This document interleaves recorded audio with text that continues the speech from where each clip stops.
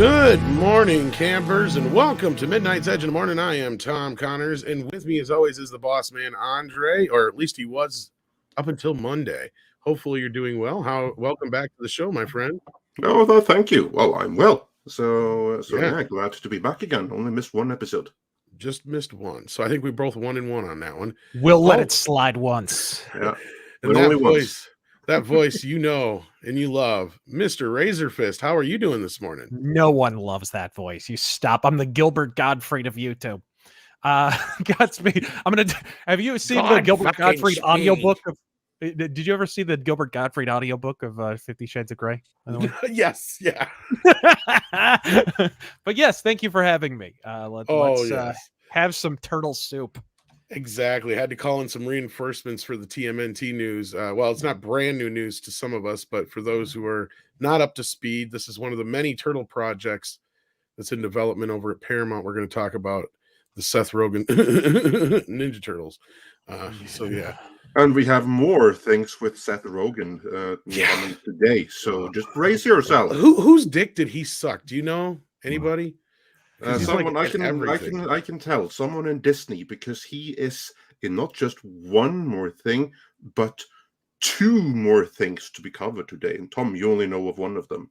Well, there's a few things I'm sure. I might. You know what I think it is? It's not that I don't think he had to suck any dick. I really don't. I don't think he had to, because he is a boomer's perfect conception of what a modern millennial cool guy is, which is everything that an actual cool person really isn't. Yeah. In actuality, right? It's the kids love the drugs, right? They love the drugs and awkwardly funny, sexually non-threatening dudes that are always going to remain in the friend zone in real life if they didn't have millions of dollars like Seth Rogen fucking does, right? Like that. I think that's what it is. I think he's the archetype for them. This is what the kids like, right? Who would have thought out of that group that what's his face? Jonah Hill was the one with the actual talent. No kidding. No kidding. Well, to be clear though, when Rogan started out on Freaks and Geeks, where he wasn't just a star or co-star, he was also one of the writers on it. I was always impressed how he was able to do that when he was still in his teens. Yeah. I mean, not that it was Shakespeare or anything, but you know, but it was good for what it was. Yeah, I know it has its fans for sure. Well, I mean, and he hadn't had that much weed yet, so there's that too. And since he finally said something, we have to introduce our good friend, the man with the mane, Culture Casino. Thank you for being here. Well, greetings, everyone. Yeah, no, I'm loving the conversation. I'll just sit back, relax, and enjoy. I mean, got two of the biggest TNMT people in the world. Yeah, I said it right. And you also got people who can talk intelligently about pretty much anything. So I'm happy to sit here and enjoy. You guys are great. Well, I knew this thing was a disaster waiting to happen. First of all, when they announced Seth Rogen was going to be involved with Ninja Turtles, right? Like that's just statements, though, man. Yeah, I'm gonna concentrate more on the teenage aspect. Yeah. The moment I heard him say, we're going to spotlight the teenage aspect, puff, puff, pass, fucking more red flags than a Chinese military funeral. Seriously, folks, it was bad. And I knew it was going to be bad. Because to Seth Rogen, what does teenage mean? It means fucking tie-dye t-shirts. Because apparently he means teenagers in 1963. But but it's pretty obvious. And he's like acting like nobody's ever concentrated on the fact that it's the first word in the title, right? Not only that, but okay, the 2007 TMNT film was actually supposed to be a trilogy, right? And the three films were supposed to be they were supposed to typify the different stages of like the maturation process. Right. So the first one was supposed to be like adolescence. Then the next one was going to be like young man becoming an adult. And the next was going to be like full blown adulthood. And which is why spoiler alert for a movie that was never made and never will be, Splinter was supposed to die in the second one. So it was supposed to be this sort of coming of age story or what. So the first movie, they're really young. The 2007 movie, which did come out, they're outlandishly young. Probably the youngest that have appeared on screen, but still, Well, I like thought that was technically supposed to be right after the other movies because they're like just out of they're still teenagers, but like yeah, the canonical status of that is bizarre. They have Yeah. references to the live action movies, but they clearly do not take place after the live action movies. They're not living in that bitch and subway layer thing that they had later. There's a lot of like inconsistencies and shit. Karai's in there. Where the fuck did she come from? Right? Not that well, I'm they do complaining. mention they already killed the Shredder or whatever. And it's like, okay. Like, Yeah. yeah. And killed, like straight up killed, no ambiguity about it, which you gotta love. But yeah, I just don't I don't know what you do with this that doesn't come off like a cringy, like cloying sort of attempt to grab a teenage audience, or not even a teenage. That's the ironic thing about this. Ninja Turtles has resonated now with younger generations. So this is really positioned strangely. Is it gonna be aimed at the younger kids who were into Rise of the TMNT, all 5 of them? Is it gonna be aimed at 2012 TMNT fans, which that show was massively successful, and wasn't that long ago? Well, I guess now it began 10 years ago, but it ended only a few years back. And they ended it just to start Rise of TMNT. Right. So are we gonna have like can we have like skull bongs and shit down in Splinter's lair? Like, how is this gonna work? That's a good question. And I mean, to kind of take us all back, like the whole teenage aspect of the Ninja Turtles really came about with the original animated series, because you and I both know Razor, and I'm sure Andre and anybody else and who's ever read the original comics, culture included. Yeah. They didn't really reflect on the teenage aspect so much at all. It was just part of the title. It was just kind of there. It was in the show they really started bringing in the pizza and the cowabunga and all that kind of stuff came in the cartoon. And then looking at this, I'm looking at something that's like 3 times or 4 times removed from what the original Turtles were. Because then you have this redesign factor that comes in with the whole, well, first of all, this whole thing that Raph looks like, that is something that's been adopted since that stupid TV series that Saban did after the films in the late 90s. And I always hated that design. And for some reason, it's continued to carry on. And then there's this insistence on giving Donnie glasses lately, which to me is like stereotypical nerd bullshit. The accessorizing in general is way out. I think the Michael Bay shit was like, my God, they were like busy as fuck. They looked like a Hot Topic cashier. They had so much shit hanging off of them. They had fucking band patches. And what was that shit with Donatello having like Super Nintendo controllers strapped to his arms? I wish I knew, dude, because like, don't even they're just playing up him being the tech guy and the geek. So then they're thinking, hey, what are geeks into? Oh, they're into the Power Glove and stuff. Because I remember that was a thing. Right. So that's obviously how like the Studio XX are thinking. Well, nobody's understood the Turtles since Michael Barron did the original TMNT movie. Right. Yeah, and he didn't even know shit about it before he took the project. He just boned up and learned about it. Yeah, right. He basically threw out that old script, tore pages out of the original 5 comics, threw it at his writer, and said, "Here, this is what the movie needs to be." And that's basically what it wound up being. And they just interjected some of the, the isms that came from the cartoon. Yeah. Yeah, there's a little bit of the cartoon in there, the pizza and whatnot. Although you have to understand, the cartoon is not as separate an entity from the comics as people think, because Peter Laird and Kevin Eastman actually designed a lot of the characters. Right. Yes, they did. Yeah, and were hands-on with like Bebop and Rocksteady. Those were Peter Laird illustrations. They came. The Archie comics almost kind of took over what the initial idea was, because like they were heavily involved with them too, if I remember right.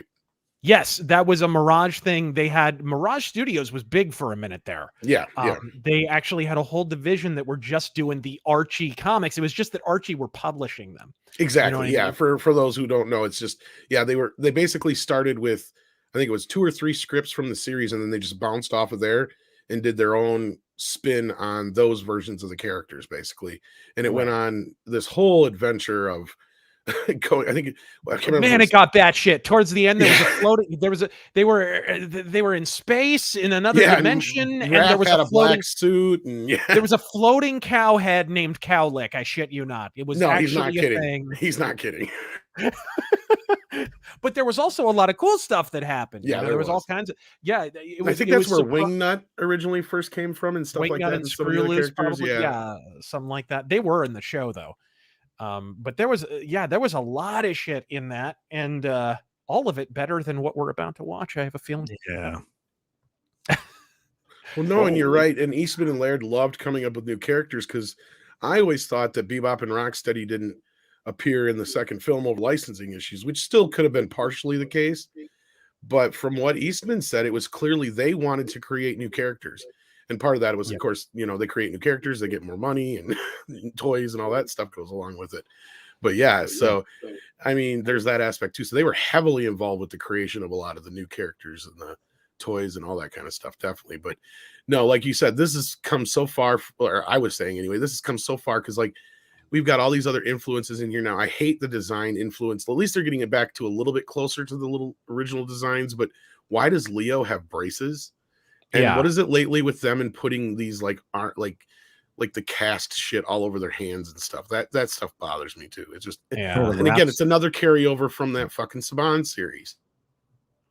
Well, the wraps on the hands sometimes popped up in the Eastman and Laird stuff back in the day, but was it before that series though? Because I don't remember before that series. Oh God, the live Next Mutation. That's what I'm talking about. Yeah, the Power Rangers of Ninja. Exactly, the Saban series. Yeah. Yes. But yeah, that was like a permanent part. Plus the stupid, like they had the dumb like chest guards, like fucking He-Man and shit. Yeah. The weird suspenders, to keep all their pants up, as it were. What? I guess to keep their shells together. But regardless, I don't understand what these are. Do we? By the way, we should probably just have Andre go over like an article summarizing all this so we can actually react in real time. That's probably not a bad idea. We did kind of so because we know about this shit because we're both obnoxious and obsessed about it. But the home viewing audience might not be up to speed on Seth Rogen. Because actually, this isn't even the only Ninja Turtle project that's in development at Paramount. There's actually 3.4, I think, at this point. Yeah, they're aiming for a turtle verse. They've got like a Netflix thing in development. They've got this Rogan thing. They've doubtless got a new series after Rise of the TMNT, bit the big one. Just a terrible show that never took off, really. They've got a bunch of stuff. It looks like they're going for trying to turn the Turtles into Marvel or something. I don't know what Rise of the TMNT isn't as dead as we could hope either, because that's one of the movie projects that's coming. It got delayed, but it's going to be a straight to Paramount Plus movie. Yeah, it's going to be, I have a feeling that's kind of a Deadwood the movie kind of situation, where it's like, let's just give the fans one last thing and move on here. Because that Rise of the TMNT thing was I watched one episode. And you hear all the time, oh my God, the fight sequences, the animation is incredible. And it's like, yeah, but none of them have any stakes because the writing's terrible. I don't even see that aspect of it. To me, it's all slapdash Nickelodeon style crap. Yeah, that's the issue that I have. Like you're right. They seem to be like creating a Turtles, not universe, but multiverse. But can't they just make like one good series within it? Well, that's my hope for the one that, because Eastman had talked about being in talks with, I believe it was Netflix originally, but I got to assume now it's moved over to Paramount Plus because this was so long ago. Yeah, about doing a more adult-oriented series, and I almost assumed that The Last Ronin was kind of their concept for it. That will be turned in at least into an animated movie, because that's happening. That is such a mind-blowing success. I heard that it had been a success. It wasn't until I looked at the actual comic sales charts that I realized it was beating shit like Batman and Superman.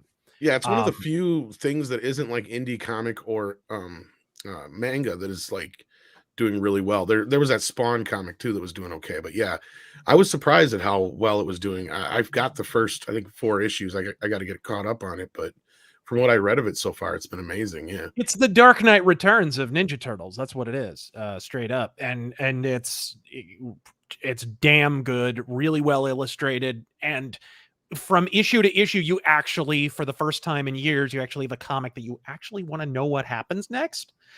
For once, which is, wow, what a novel concept. You can apparently write comics that way still.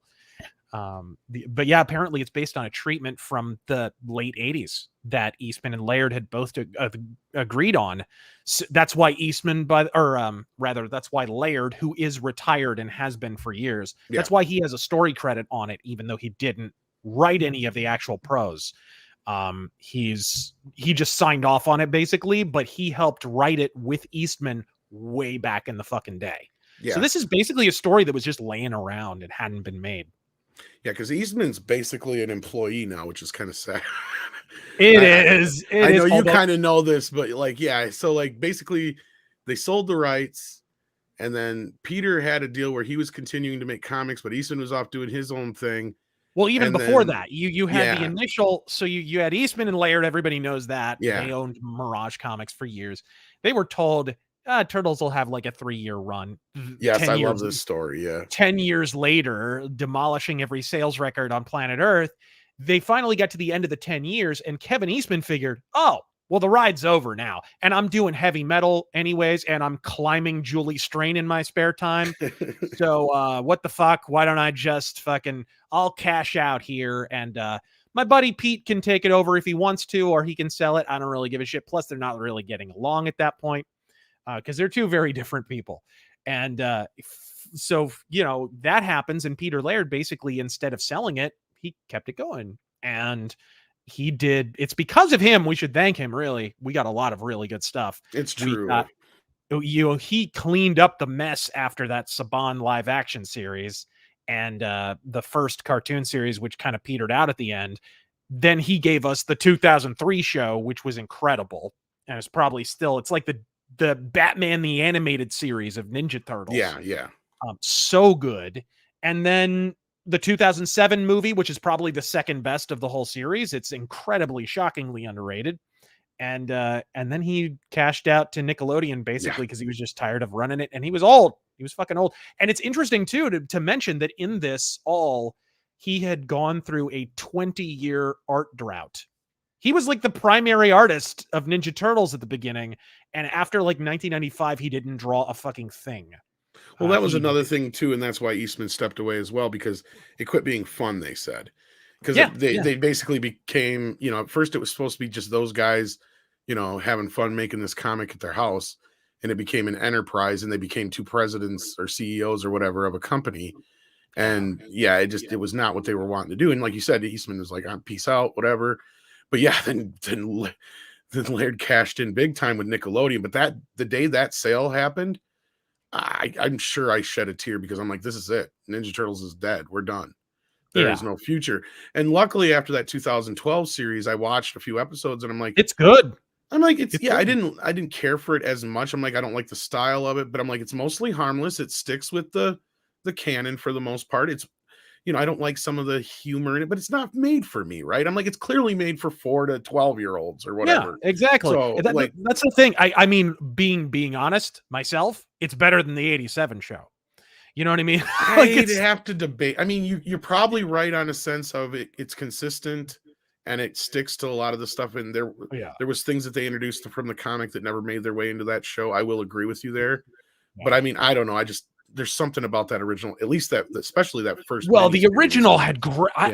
The original surprisingly had actually in places in the early season, the first season really, and then never again, had really good animation actually, especially in the intro, which was done by a really popular anime studio. And, there was actually surprisingly, there's some cool little bits of animation in the early going with Ninja Turtles after, the initial order, basically. Then they bumped up like the episode order to like 90 a year. Well, that was basically, because the first 5 episodes, the first season was commissioned by Playmates. That's why. And then after that, Fred Wolf took it over, because Playmates is like, no, we're good. We got the 5 episodes. We got what we need out of it.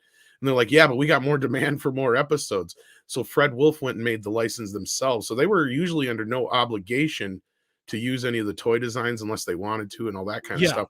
And that's also where the show kind of wavered in its like good to bad to good to bad over and over. And and you can say that was venal or whatever, but the truth is, like, Andre, you've been covering Masters of the Universe and He-Man, you doing that multi-part series talking about it and whatnot. And yeah, me and Tom, it's been fun. Yeah, this high fives it because Ninja Turtles was the thing that replaced He-Man, straight up. Like, He-Man was huge, and then Ninja Turtles came along and just steamrolled. Pretty much, like I told Andre, I'm like, you had He-Man, and then Ghostbusters had its little moment in the summer. The Ninja Turtles just came in, and that was it for the next 10 years. Yeah, and it was a freight Power train. Rangers, I forget what it was. I was watching, by the way, highly recommend if you want to learn more about this stuff, the documentary Turtle Power.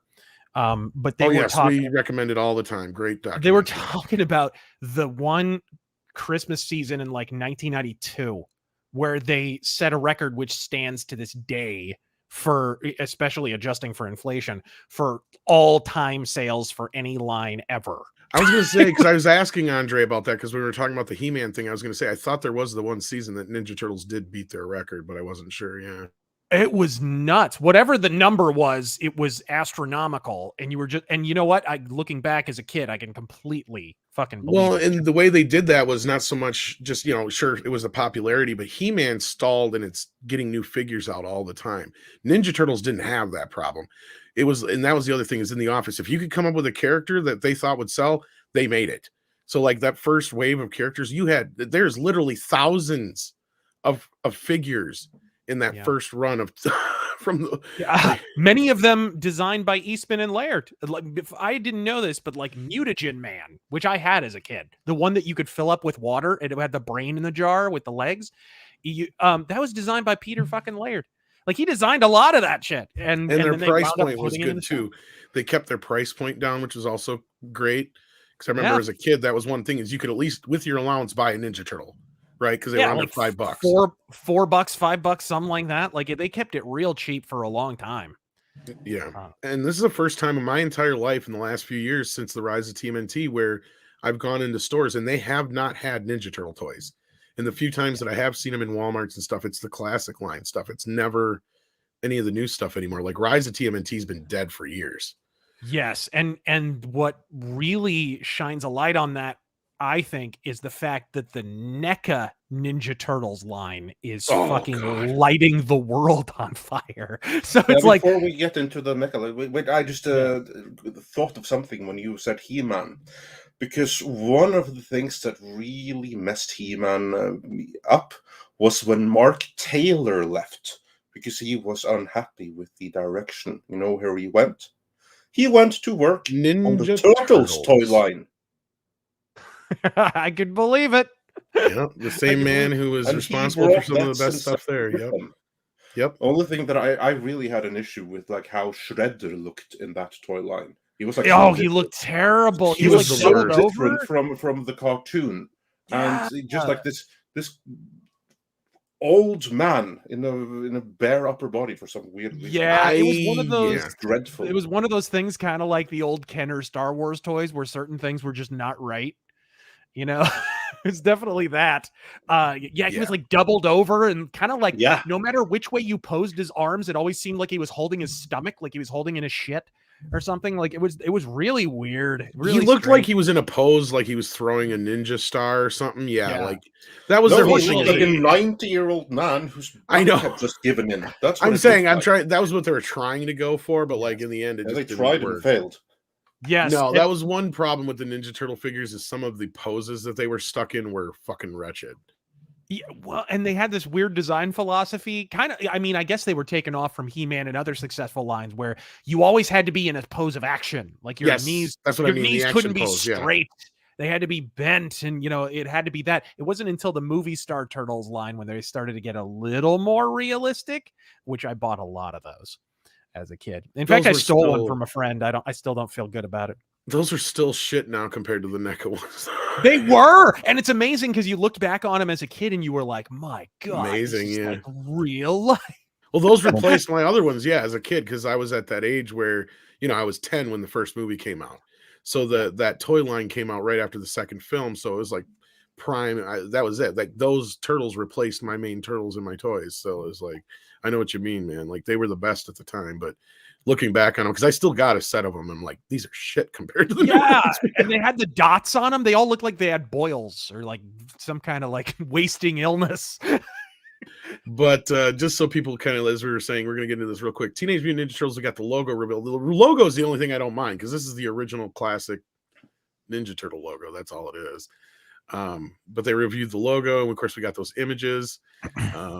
But back in June, Rogan teased the movie with an image showing a page from a Ninja Turtle leader's, Leonardo's notebook, which revealed the original release date for the project, number of little turtle-based Easter eggs, drawing of Leonardo's iconic sword, a chemical recipe of the genetic mutation that created the turtles, and a nod to April O'Neil, the journalist who often helps the heroes in the half shell during their time of need. Also shown in the image was the release date of August 11th, 2023, which has now been moved up to August 4th of 2023. Woo. Huzzah. Yeah. But yeah, as we brought up earlier, Rogan's gonna key in more on the teenage aspect, which is nothing that's ever been explored before in this universe. Never. It could mean one of two things. We all know what it means, but it could in some far off distant galaxy and some other tract of reality, it could mean that he wants to market it more towards teenagers, which it doesn't look like that from these images. No, at all. It looks very kid oriented, which is a little concerning, considering Michelangelo's vaguely stoned eyes there. Yeah. He looks like he just had a really nice hit. That's all I'm saying. Well, we know if any of them are going to be a stoner, it's Mikey, but yeah, Well, we probably can think so, but with Rogan, sometimes he likes to subvert expectations too. I mean, look no further than Preacher. I mean, that's the moment when I got that guy up my craw something fierce. Because the Preacher is one of my all-time favorite properties. Like Garth Ennis' original Preacher. Oh, and it was hyped to the moon. It was supposed to be on HBO. It was going to be dark and great. Yeah, I know. I was years they were trying to make that. Yeah, they were trying for a decade. I can tell you the whole story.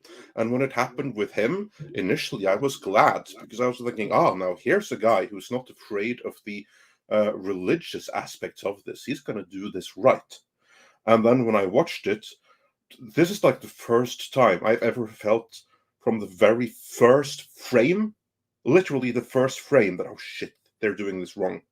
When you have like this weird 60s style school documentary look at an alien planet. That's how the shot opened. That's the moment I knew, oh fuck, they did this wrong. They completely. I was gonna say KR Nut 82 just said it. I was gonna say it. Fucking his take on Green Hornet, for Christ's sake. Yeah, that too. That's too. Knut, as I like to call him. That's another good one. Right, another one that for years they were trying to make a proper, serious movie of, and then they're like, let's get the cast of Pineapple fucking Express. Let's make this happen. Oh Christ. That was what's funny is they originally went with Kevin fucking Smith for that project. Right? Probably the only guy who likes pot even more. Shit. But back then, I'm not even sure he was that. I mean, he smoked, but he was never like that partaking. Like, I actually liked Pineapple Express. It's just too bad that I don't hate her Pineapple Express. She who poops into the bed of pirate guy. Amber, is in it. Right. Yeah. Well, but I don't, and then that's fine. Let it be its own thing. I don't need Pineapple on Pizza. Exactly. Express in the fucking TMNT movie. You know. Yeah, let him keep doing his stuff like Pineapple Express, the interview. That was fun. Yeah, that kind of shit. Fine. Let him do his own original stuff. But this guy, he is someone who has his own brand of creativity. And if Preacher and his Christmas special thing taught us anything, is that maybe this guy shouldn't be playing in other people's sandboxes. Yeah, definitely not. I mean, I'm sure, I don't know what age he is, but I'm sure he grew up with the Turtles and he figures, well, I'm the guy in Hollywood. If somebody else doesn't do it, you may as well be a fan. It's like, he's a little older than us, so I think maybe he saw the movie, but I don't know. Mid-40s, approximately. Maybe, well, mid-40s, he still could have grown up with it, but probably a little older. But regardless, like I just don't. I think I'd trust 8-year-old Seth Rogen to make this more. So somebody who's a little more familiar with the property. I think I trust 16-year-old Seth Rogen more. The Right. one that actually did Geeks and Freaks and Geeks. You're probably pretty near the mark there. Yeah. But this art, this is like DeviantArt. This is official. I think yeah. this is This is official. This is official. It's going to be a 3D animated CGI movie from my understanding, but yeah, this is supposed to be concept art. art. I mean, this is not like the final look, but it is indicative. Like, take that thing into 3D, and there you. I mean, whatever. I'll say this: just looking at the images, if they transfer those to 3D, this, whatever issues some people have with the 2007 TMNT film, this is going to make that look like Gone with the Goddamn Wind. I only know of one issue that most people have with that movie, and that's the same issue I have. And that is they wasted the opportunity to have a decent villain. And that's the only problem I have with that movie. Because other than that, it's like it's a perfect follow-up to the first 2 Turtle movies. You finally get the face off with Raph and Leo, which even at the time in 2007 in CGI is one of the best looking CGI scenes I've ever seen. With the rain and the way they're it still holds up pretty well actually. For 2007 CGI, it still looks pretty good. Maybe mainly because they made art design decisions early on. Like, okay, we're not going to make this like photorealistic. We'll kind of make it one of those stylized type deals, and so it kind of holds up a little better. Yes, and I'm sorry, I didn't mean to interrupt you, Razorfist, but there are no voice actors cast in this as of right now that I can find anywhere. You can imagine Seth is going to play at least one, and maybe Weaver the other one, and maybe they'll go out and get some others. But I'm looking. Probably get one of the Franco brothers for one. Maybe the one that he still hangs out with, right? Jonah Hill might play one of them. You never know. But it's Jay Baruchel might be have something to do there. You can kind of guess, like, just look at his usual partners in crime. You just know. But don't you think the recurring was going to show up one way or the other in there? Well, he's going to emphasize the teenage aspect by casting 45-year-old men. Exactly. Kind of like the original plan for the 1990 movie when they were going to have Gallagher and Bobcat Goldthwait and fucking Sam Kinison play the Ninja Turtles. These 45-year-old men, they're still 15 in their heads. That's Which I'm so glad. Like, fucking, I still can't believe fucking Cousin Oliver from Brady Bunch was Michelangelo. And he's perfect. And he's fantastic. He's the best Michelangelo. Exactly. And Corey Feldman is amazing in that movie, by the way. Just people don't give him enough credit. He's the only Donatello that doesn't just sound like a generic dork. Well, nobody gives what's his face credit either for Leonardo. Brian Toshi. And he's the perfect voice. He carries it both ways. He can, handle both a little goofing around, but at the same time, he has the, adult, time to take charge kind of thing going on. All the voices in that original. And Josh Paez, of course, is the original Raphael. Again, kind of solidified that voice from then on out. Right? Yeah, Cousin Galen from fucking Star Trek Deep Space Nine. He was in there. And actually, he got that kind of opened doors for him in Hollywood because he was just the guy he was supposed to be the guy in the suit. Right. And I guess they gave everybody who was a suit actor, who was supposed to wear the turtle suit and do the mime work, they gave them a shot at being the voice actor. So all of them took a shot. And he was the only one who sounded good enough. He sounded so New York. They were like, oh, shit, he's Raphael.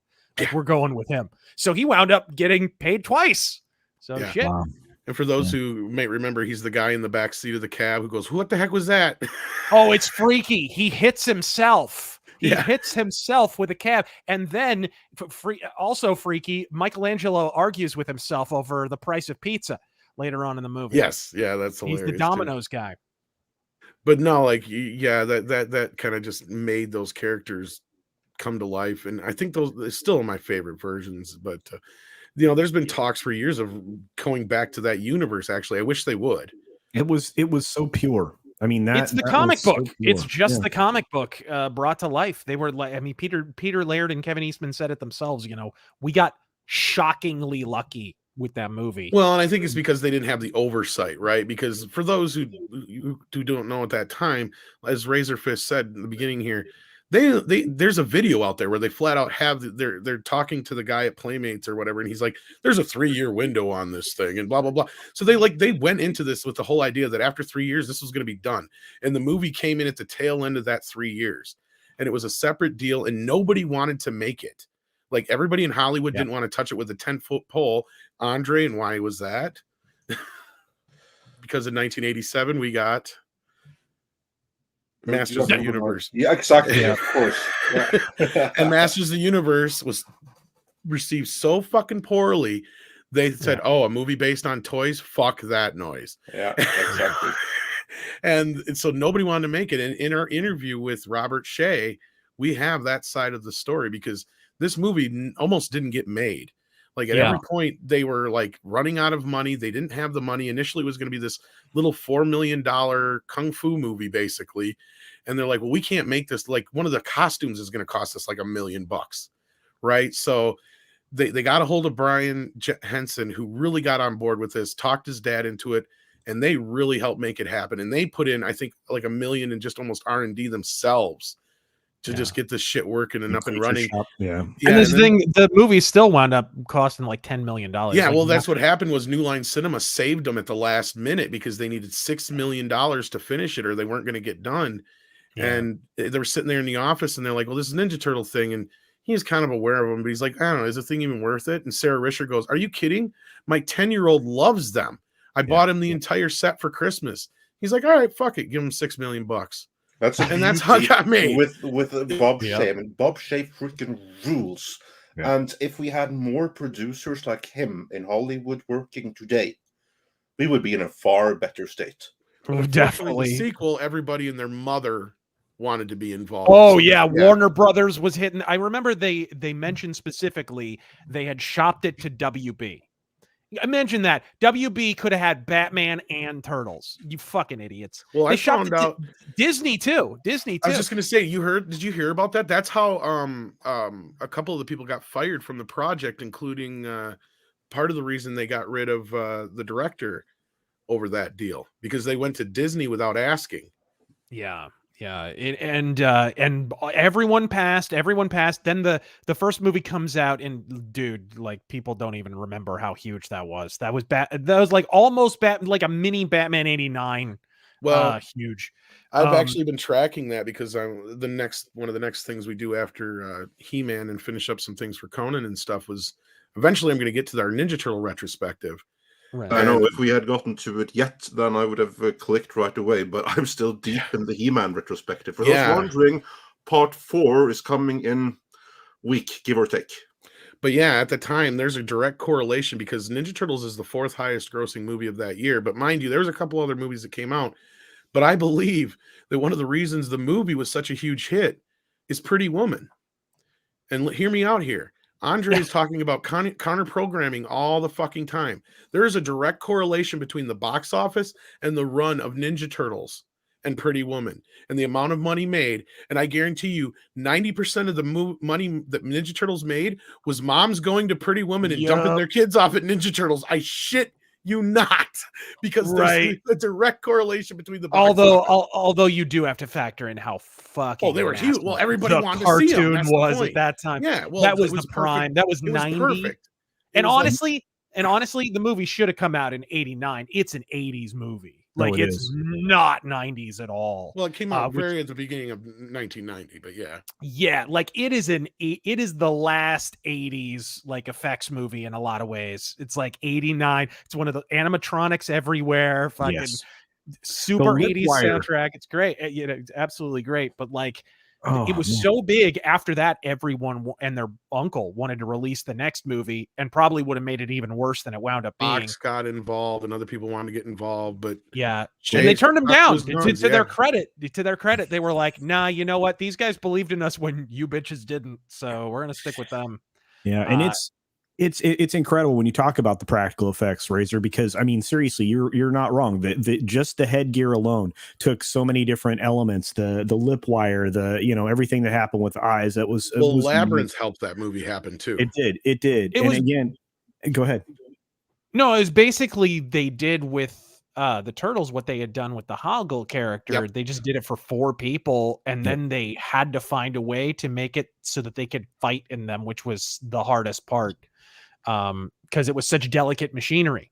You know, having any kind of kung fu scene. So they had the hero heads and they had the whatever, when they were doing action scenes, they had a different head and whatever, but they managed to make it work when the heads worked, which they often didn't. And some of those shots wound up in the movie, but it is what it is. They did perfect it though by the second film. That's the beauty. Yes. Of it. And of course they had a little bit more to work with then too, which helped. Oh man. Yeah, but the technology was amazing. I'm a practical effects guy. So I was just like, I was always blown away. And when they showed, I mean, when people got a look at what the costumes were, I think that's when everybody was sold on seeing they the hid film. those for a while because I remember they did. The first glimpse I had and knowledge of this crack. movie coming out was they had an ad in the back of one of the Archie comics, and it was the full page poster, and those were not what the Turtles looked like in the movie. Those were some mock-up deals they did, and they were not showing what the Turtles looked like for a while. The first glimpse I got of them was on the cereal box.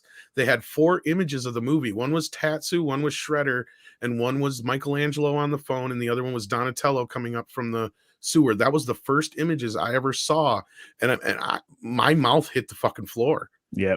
I'm like, it's them. How did they do this? Because I'm used to seeing shit like Garbage Pail Kids and other crap at this point, where it was like that stuff was like, are you serious? Garbage. Like bad, yeah. Yeah. Even Howard the Duck was not as convincing as some points now, but yeah. And it all is in camera. There's not even much in the way of matte paintings in the movie. It's like all in camera effects, and that's why it still visually holds up on some level. This is why, like, look, even the 2007 movies kind of dated in some ways. The Turtles 3 got kind of dated when they stopped investing in the effects, but like the Michael Bay movies have aged at Mach speed. You know what I mean? There is something to an in-camera effect that future-proofs it in some way. And this apparently, did they actually mention if this is going to be purely theatrical or if this is going to be a streaming thing, by the way? I think it's theaters first and then it'll go to Paramount Plus. But yeah, I think it's meant to be theatrical, yes. So full-blown a CGI movie. Yeah, and then this is also in tandem with them working on another project with Colin Yost and his brother, which is the one that's produced by Michael Bay. Now, this is supposed to be a clean reboot, mind you, so it's not a sequel to Out of the Shadows. Yeah, so what else is new? I mean, how many clean reboots have we not had so far? Well, the only reason Michael Bay's company is still involved because they still own the license to the live-action films. That's why. Yeah. You knew something was wrong with that Michael Bay sequel when they stole the name of the movie from the video game that had just come out. What the fuck? What did you? Why? Well, you know what? I as much as I hate those fucking movies, and I just said this the other night, I'm looking at it, and now that I have hindsight, it's like I give them credit. They fucking tried in the second movie to fix things, but in trying to fix things, they just made it all worse. It was just like, I don't know how they managed, but they still did. And they should have been faithful to begin with. It was like Michael Bay, or it was Michael Bay specifically. It was him. It wasn't just the directors.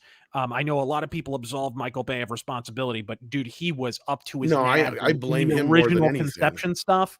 And I think he was like, well, I know the cartoon better than any other director in Hollywood. I'm the only guy who's going to make a Turtles thing that combines elements of the comics and the cartoons. Honestly, I think he was more interested in bringing the cartoon to the screen than anything else. And that comes across in the fucking movie. But kind of, sort the of, hilarious part is by the time the damn movie comes out, IDW are already doing a Ninja Turtles run helmed by Kevin Eastman, where they're doing exactly that and actually doing it well. They're combining the old Eastman and Laird comics with the cartoons, putting Krang in there, and it's all dark and it works in the context of Ninja Turtles and whatever. If he had done that, that movie would have made shitloads of money. I mean, his movie did make shitloads of money, but then it didn't. Yeah, I mean, well, first of all, Bay is not the person you should have anywhere near the Ninja Turtles to begin with. No. They're not that high concept kind of thing that he brings to the table, right? And also, they totally were aliens in the first Yes. draft. Oh yeah, that was and that guy was supposed to be their shredder. He just changed it after a massive online backlash to early leaks, and then he changed the movie. Which when were those leaked? Can you clear that up for me? When was that aliens thing leaked? That was him. He came out when they first announced it. I believe it was the Nickelodeon Kids Choice Awards or something like that. When they first announced it, there's the videos out there. He came out on stage and he said, "We're doing Ninja Turtles, and there's a whole new concept, and our Ninja Turtles come from a planet of turtles." Right. He first said it. Yeah. And then people thought that was a joke, but then you started having Reddit leaks. Well, they actually had the whole script leak online, exactly. and That's what I mean. Somebody went and confirmed it. Unfortunately, not the whole script did not leak, but a script synopsis is what leaked on Reddit, which only confirmed that really, he wasn't joking. This is what is actually happening. And then there was a massive backlash, and then they had time to change it, which they did. That's what I like to remind people. All these things that we're going through with Star Wars, Star Trek, all that kind of stuff. Us Ninja Turtle fans have already been through it. Right. Exactly. We're veterans of the 2012 wars. Right. Out of the shadows was my last Jedi. Oh man, I was throwing shit at the screen, Razörfist. You have no idea how mad I was at that movie. I did not watch it. I've caught little glimpses that I couldn't possibly avoid on television. I have to say, the deleted scene, I forget if it's in the first movie or the second one, where they brought the original April actress in and had her play opposite April O'Neil. I think it's in the second one. Yeah, and she was her boss or something, and she's like, I think we're basically the same person. I thought that was great. I liked that. I liked it. I don't care, and I like that she got a paycheck out of it because she looks exactly the same. She's fine with it, but I hated Megan Fox as April. Like, here's my thing. Going into that first movie, this is the shortest way I can say this without getting into a fucking huge rant.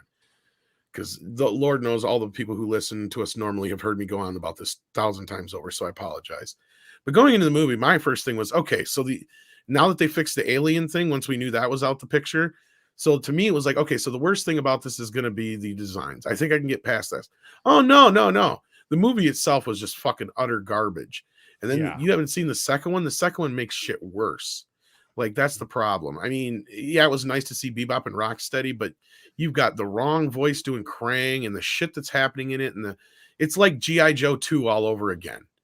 Like, if you actually even remotely liked that first G.I. Joe movie, then don't see the second one because you're going to hate it.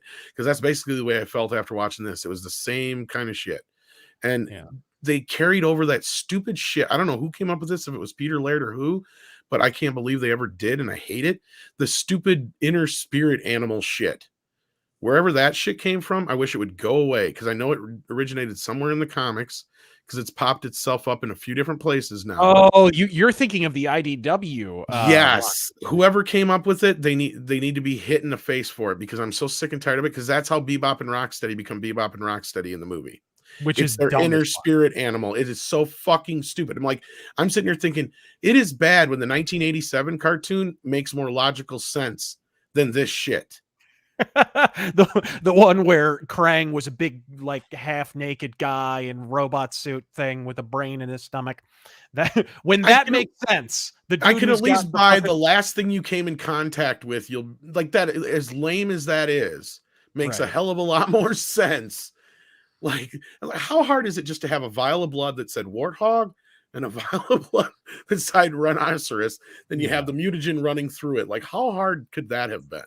That would have made more sense than it's their inner spirit animal. And you got fucking Medea playing fucking Baxter Stockman. So, a skin swab would have done quite nicely too. You didn't even need a vial of blood.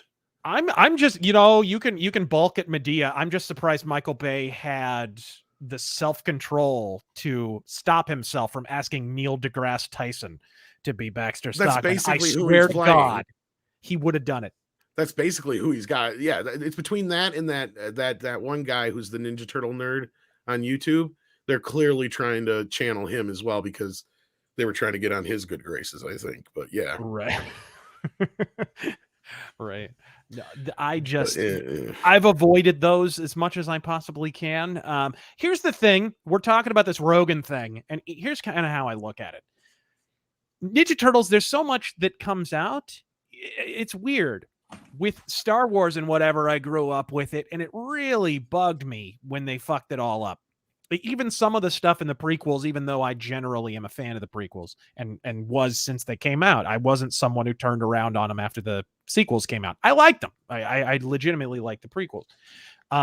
But that bothered me in a way that all the changes to Ninja Turtles haven't. And it's probably because it's like for every bad thing, we tend to get a good thing eventually. You know what I mean? Like it's been handled pretty well for the most part.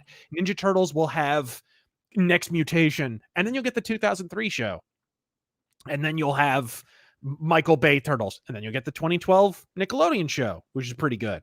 Then you get Rise of the TMNT. You know what I mean? Like it kind of goes back and forth. Kind of like with the movie. Then you had that stupid concert shit before. Exactly. So it's like following Ridley Scott's filmography. It's like, he's done Alien, but then he also did. Where G.I. were you Jane. on Monday? I could talk all day about Ridley Yeah, Scott. we were ripping into Ridley Scott pretty good on Monday. He's the same, he's like Denis Villeneuve with talent. But he actually does. He has like peaks and valleys in his career. He'll do because he takes risks. He rolls those bones. Turtles is kind of like that. It's peaks and valleys. It's really good thing, not so good thing. Really good thing, not so good thing. So it's like I can kind of shrug my shoulders on the Seth Rogen thing and just wait for the next thing to come. Well, and it down. doesn't help that there is kind of like 2 or 3 sects of Ninja Turtle fans, right? Yeah. And I'm not even talking about age-wise. I'm talking about there's the group like us that kind of we're more into the nitty-gritty OG Turtles, and then there's some that are into more to the wacky side of things and so on. And then there's the ones who will eat up anything no matter what it is, just because it says Ninja Turtles on it, right? Like me personally, once even the original comics, I'll give shit. Like once you start bringing in the Utroms and they start getting a little too goofy, like that's where I start checking out. Like I love the 2003 series as well, but once they start getting into the time travel and all that kind of shit, I started checking out. That's Peter Laird through and through. Exactly. That's him. Because it was basically, that's why Turtles kind of works, is it's this mix of Eastman, who's like this street level. He loves like bad ninja movies and heavy metal music and heavy metal magazine. And he's like that kind of guy. He was a bit of a stoner, whatever. And then you had Peter Laird, who's like just kind of introvert, loves sci-fi, loves Star Trek, and so they kind of mix those things. And when the two things mix together really well, it turns into something awesome, like the Turtles versus the Triceratons or whatever the fuck, like Dimension X and Krang and shit. That kind of stuff comes out of that mix. You know what I mean? But when it doesn't, it turns into Shredder with a brain in his gut. Exactly. Like somebody just brought up in the chat. Yes. Bass. Yeah. Utrom Shredder was weird. Yes. So yeah, it's not like there isn't stuff in the original stuff that I don't go once in a while, but speaking of weird, my favorite thing about that show is if you didn't know that spoiler alert for those who haven't watched the 2003 show, 5, 4, 3, 2, 1, that Shredder was a fucking robot. If you didn't know that, after the season where they waste Shredder, they have this line in the intro where they're like, watch out for Shredder, right? After the Shredder gets wasted, they change the intro and Leonardo is juggling what may as well be the Shredder's head. And he says, we shredded Shredder. They're like juggling his decapitated skull. It's so fucking morbid. Oh shit. Now I'm looking at this. Do you see this here? That's Wingnut in the background there, right there. It looks or something like him. Looks like it.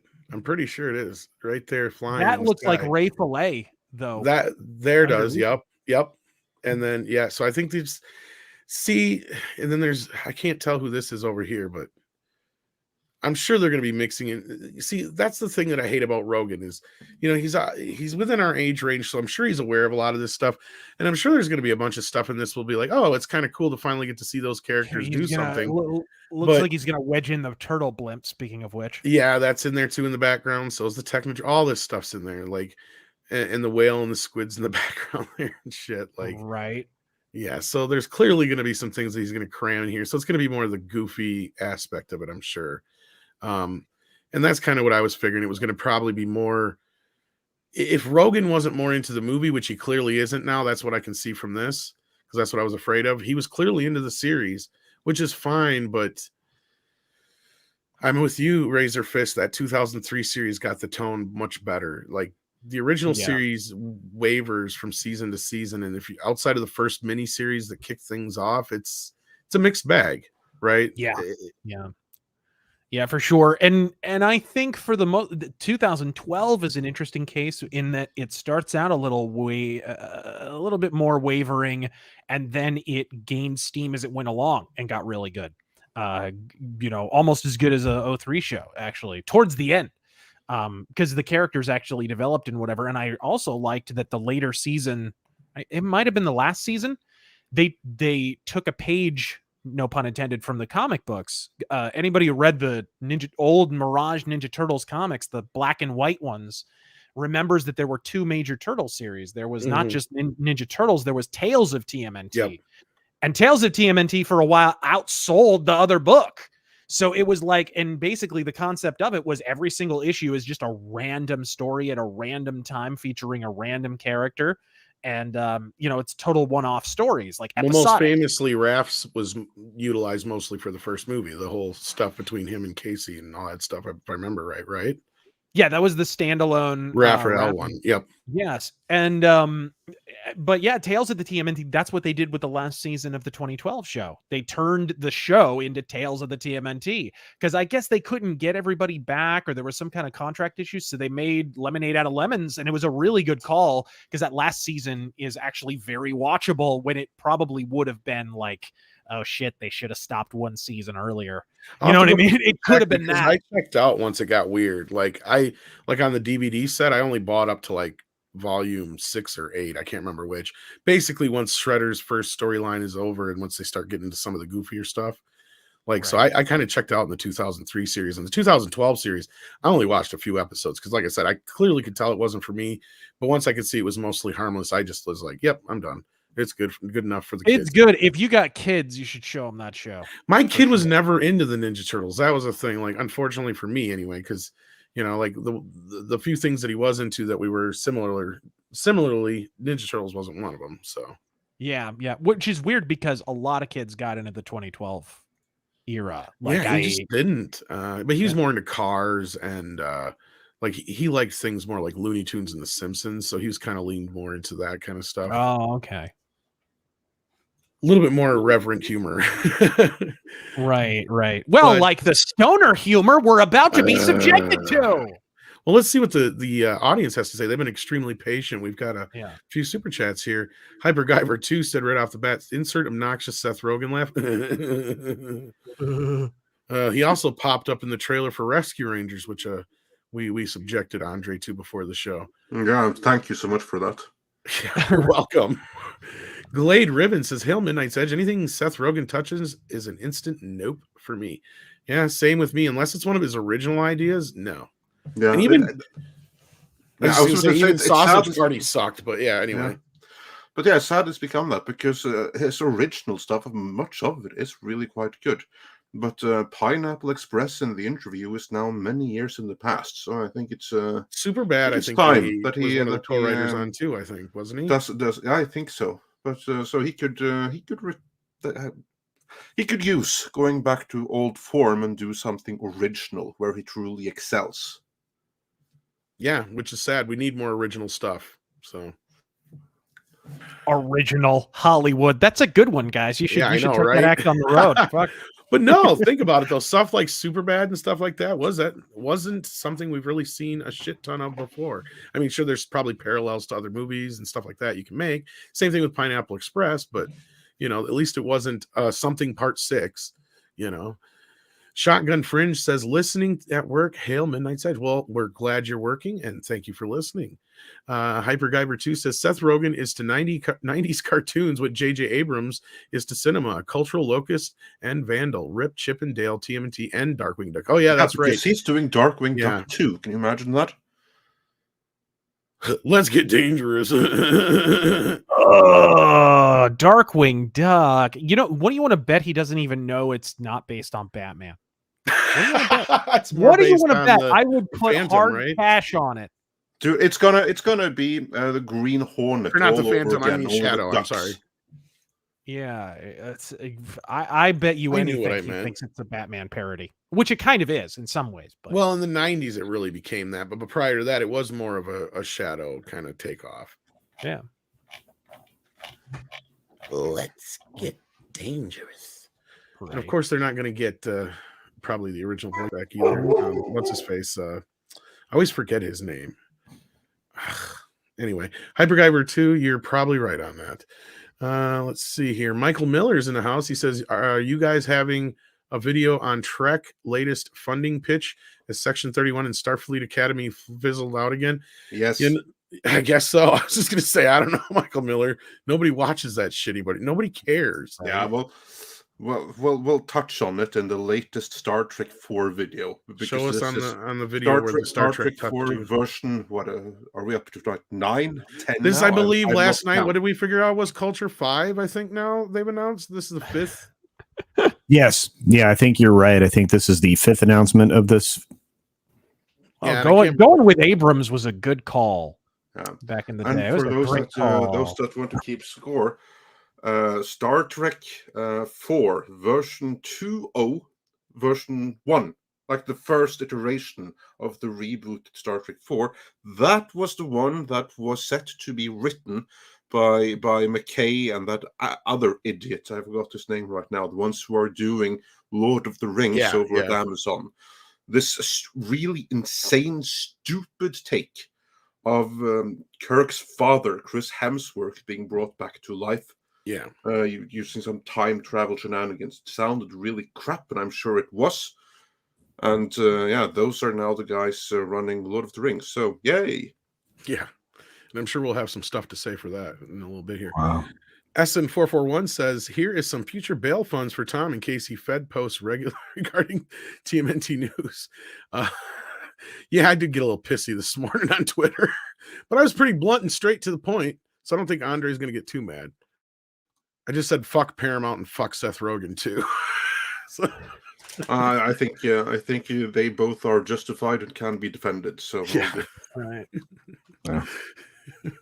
Then Darius Moonchild, and I'm sure sent us some popcorn, and rightfully so this morning with Razörfist here. That's handy to have on hand. Michael Miller says, can't help but notice Trek is trying to force two things out before April 2023. Everything I see reinforces me. Kurtzman was not renewed and ends in April 23. Maybe, but they're so wrapped up in that shit, dude. That check they wrote was like passing kidney stones. So here I will say, never draw conclusions. No. Never draw conclusions like that, because you can look at a set of circumstances and then you can think, this is the only natural conclusion. But then you're forgetting about the unknown unknowns, right? That there are some other factors there that we on the outside may not be seeing. I think most of the unknowns in new Star Trek are in the cast, actually. Pretty much. I think much is That on was the pretty funding good. side behind the scenes. So that he is not renewed, well, that assumes that you have someone clever enough to see that this isn't making money higher above, and not someone who says, who can we get that can get us as many series as Kurtzman? Look at all the content he has delivered. So many series. Let's renew him. I would not put it past that happening. Well, there's that aspect of it, and then they kind of telegraphed how they see Star Trek. When what's her face, Emma Watts, said like there's a ceiling on these things. This franchise is only so big in so many words, and look at the contract that Kurtzman got for Star Trek going forward. If even though you say he didn't, the amount of money we heard compared to what Trey and Matt are making, that shows you exactly the value that Paramount put Star Trek at in their pantheon of things. Like, it has been so devalued that basically they're getting Kurtzman for a fire sale. And right Emma now. Watts was supposed to fix it, and she did nothing. How about we just put him on fire? How about That would be awesome, but I don't think that would be a great idea. We'd probably get in trouble. That's true. California is mostly flammable. They probably have laws against that too. Right. They have laws Zonta, against most things. yeah, I know, except for shitting in the streets and stealing. Zontar says Hollywood studios suffer hard from conglomerate discount. They are worth less than their parts and are ripe for usurping by upstarts. Well, this is something. I agree. I would welcome see a couple of companies split up and have their properties been taken over by someone more deserving of them. Question is, who is going to treat those properties better? That's the thing. And you also, I mean, if something as radical as that were to happen, wouldn't you think it would have to happen right now when the China rubber band has snapped in the other direction? After, years and years of catering to China, none of those, all those bills came due and none of those studios got paid from China, which wasn't happening for a long time. They were not getting paid, but they were sticking with China for a long time on the promise that maybe, maybe the payday's coming someday. And it's not. Yeah. They kept hearing, you've got very immense penises. So they've sunk a shitload of cash into that country and alienated a lot of their American audience in the process in trying to court them with, airbrushing black people out of movie posters and shit. Just wonderful, wonderful PR moments for companies like Disney. So wouldn't you think a little bit on the vulnerable side for something like this? Yeah, exactly. Or shooting in areas near internment camps, just little things like Right. Yeah, no, Enough like about the Olympics. This is something we've discussed quite a bit here, and I don't know if Culture is away at the moment, but I know this is something he'd normally jump on. But it's nice to see a lot of the independents up and coming and getting a lot more attention. And the best part is a lot of attention they're getting is word of mouth. So that's another thing that the studios have working against them, and that's another reason why they don't like us, because we speak the truth, we speak how we really feel. We don't just relay the talking points or call everything a triumph. And that's a very good point. What do you mean Terminator Dark Fate was a vaginal triumph? It was fantastic. Well, it was some kind of a triumph. I don't know about that. I mean, right. Yeah. The box office, it wasn't. Hopefully it was the guy who thought of it being run over by a Triumph motorcycle. Yeah. No, it bought the truck that I ran over that other car with. Yeah. Give me your franchise and your motorcycle. Screw your freedom. And Tom, before you do the next super chat, I just saw this one here. Daniel Hall wonders, how is JJ being allowed to do a Trek film?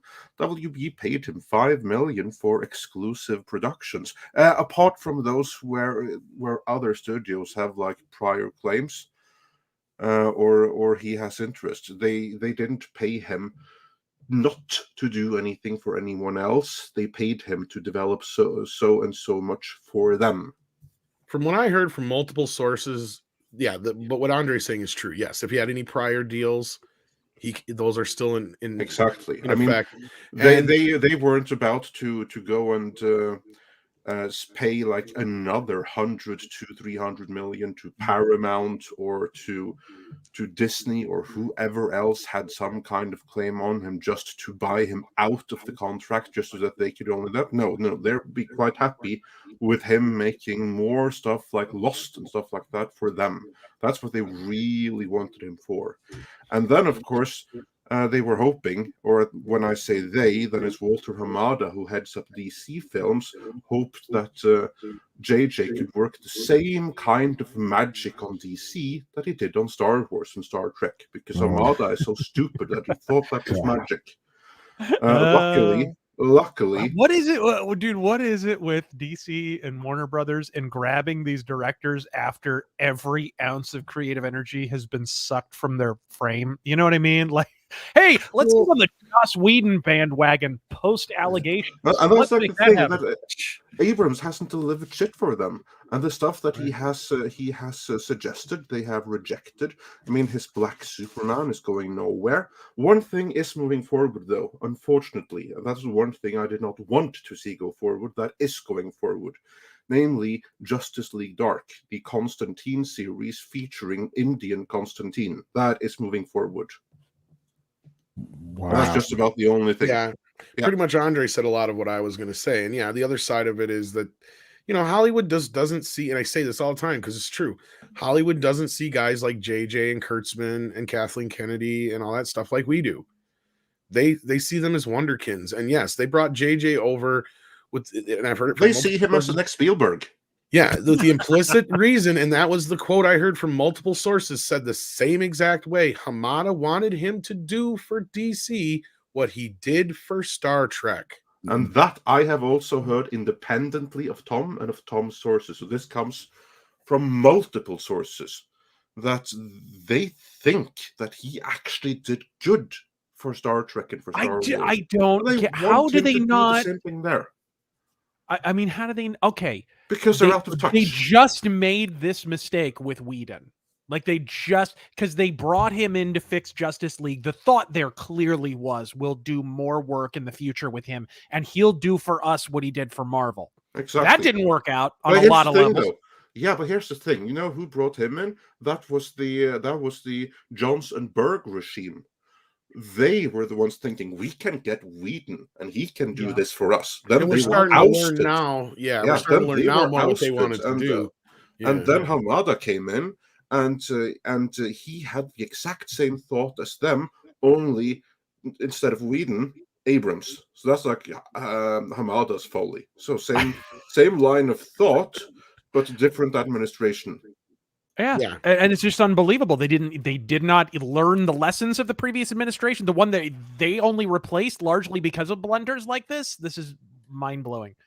But no, but I also heard that JJ's shit has not gone anywhere outside of the Constantine project. Yeah. And otherwise, the only other thing I was going to add is that it's basically his deal with Warner Brothers is more or less a first right to refusal. Yeah. And also, just to be clear about that, there is exactly one selling point to his Constantine series. It is not that they have this bright idea, they're going to do this epic story, and he's Indian. No. It's Constantine, and he's Indian because it's woke. That's it. That's their whole main grand idea. Well, and wasn't Constantine already bisexual and shit anyway? Why do they really need to fucking make him being bisexual has nothing to do with him being Indian. He was kind of a little bit bisexual in some of the comics. That's what I'm saying. But the key feature was that he was from Liverpool, that he was a Scouser. That was like his defining thing. So of course they had to, in their deconstruction, they had to go and change that and decide, okay, he's too Anglo, colonial past, so we're going to make him Indian for that reason. So they made him a Lord of the Rings dwarf, is what they. What? Well, maybe. I mean, Riz Ahmed isn't the tallest of actors, and they are explicitly looking for God made him like Riz Ahmed. I wouldn't be surprised if they cast him when the goal is someone like him. Why not get him? But if not him, then poor man's Riz Ahmed is what they're looking after. There's always Deep Roy. Boy, that's only like one person in the audience is going to get that joke. Dai Kaiju Gamer says TMNT 2003 was pretty dark and great for its time.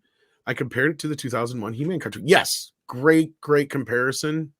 Both series took the source material seriously, and also paid homage greatly. And I think they both hold up pretty well to this day, especially at least the first part of TMNT 2003. And sadly, 2001 He-Man never got finished, but what we did get of it was amazing. TMNT 2003 was bigger than people remember. It got a bunch of video games, and it wasn't big like it had been in the 90s, but it was a nice resurgence. Yeah, it was pretty I remember watching it, I mean, as an adult, because somebody had told me like the Ninja Turtles are back. I'm like, what? They're like, yeah, and you got to check them out, man. And like, he's like, the first episode's great. He's like, it's just like the comic. I'm like, no way. And I started it, and like, the first line is like the first line from the comic. I'm like, holy shit. Yeah, they did a great job with it. At least, like I said, the first part of it anyway. But yeah. And then I got to check out the Tales of TMNT after your recommendation now. Because like I said, I checked out once they started getting into the Utroms and the time travel and all that stuff. I just like, no, thanks. Brandon, the anime guy, says 4 of my favorite people here today: Andre, Tom, Culture, and Razorfist. I'm tired of cultural vandalism. Any day is a great day when Midnight's Edge is live. Well, thank you, Brandon, the anime guy, and we're glad to have Razorfist here. Like I said, one of the first people I thought of when we had TMNT news. So, indeed, And I'm happy to be here. Yeah. We've been meaning to do some kind of talk about TMNT for a long time. Yeah. I got to dig out my comics again, man. I haven't read them in so long. I have like the collection of the original ones, and I've got I got some of the older stuff, but I don't have like the first. Bro, if you want some from specific runs or whatever, I cannot recommend highly enough. Kevin Eastman on his website has been releasing these bundles of, he just has a warehouse full of the old runs of Ninja Turtles comics, and he picks random issues from runs that are cool. He signs one of them, he throws in a bunch of extra stuff, and he just ships it to you. I've been watching his. I haven't checked his website in a while because, like, I do check in once in a while because he's always signing stuff, and it's like it's a little pricey. But I'm like, oh man, like the odds of me ever getting a chance to meet him are probably slim. So, I've thought about it, but yeah, I've also been eyeballing that $250 script. I don't know if you saw that. There's like a limited. Oh yeah, yeah. I'm like, he's got lots of cool stuff on his website, but those in particular, like I was able to fill in quite a few holes in my collection just buying bundles like that. And plus you get one or two of them signed. So it's just a cool thing to have anyway. I mean, I've got a few of the Archies. I've got some of the original Flaming Carrot comics, and I've got like Raphael. Like they did those instructional books with the turtles. I've got like Michelangelo's and I think Raphael's. So like I've got some of the older stuff, but otherwise it's a lot of the mixture of the Archie, IDW, and all that stuff. I have too much. I think I have the entire Archie run. Some guy I used to, but it got lost in the house fire. But anyway, sorry. Some guy I used to work with at a comic store just randomly gave me a box of those Archie comics. I had a few growing up, but he gave me the entire run, just a box full of them at total random. But yeah, I've got pretty much all of that shit. Yeah, I've got bits and pieces of it. I've been rebuilding it, but yeah, it's just, and I've got like I don't know how many different copies of the adaptation of the movie, the different versions that have come out. I even got that book that came out that was the anniversary of it and shit. So I'm looking at these NECA toys you guys were talking about a little bit ago. Yeah. I fully feel like my wallet's going to be light about $1,000. Yeah, I'm sorry, look up dude. quarter scale ones apologize. then. Don't look up the quarter scale ones then, Culture.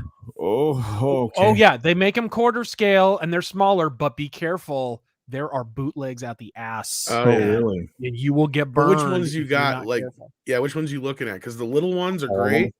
And then there's the big 18-inch ones. Yeah, 16, 18-inch ones. is Yeah, what I was those are looking at. awesome too, but they're really Yeah. kind of fragile, so be careful. Well, yeah, it's Yeah. NECA. I fully expect them to fall apart. Well, in the my next year. fucking Michelangelo's pad already fell off his arm. Like, what the fuck? And I've hardly even done anything with them. It just looked really good, right? And And I've I got have- both versions, yeah. And I Hold have- on. Let's analyze that. I've hardly done anything with them. What were you doing? How much were you playing with the toys, Tom? A lot?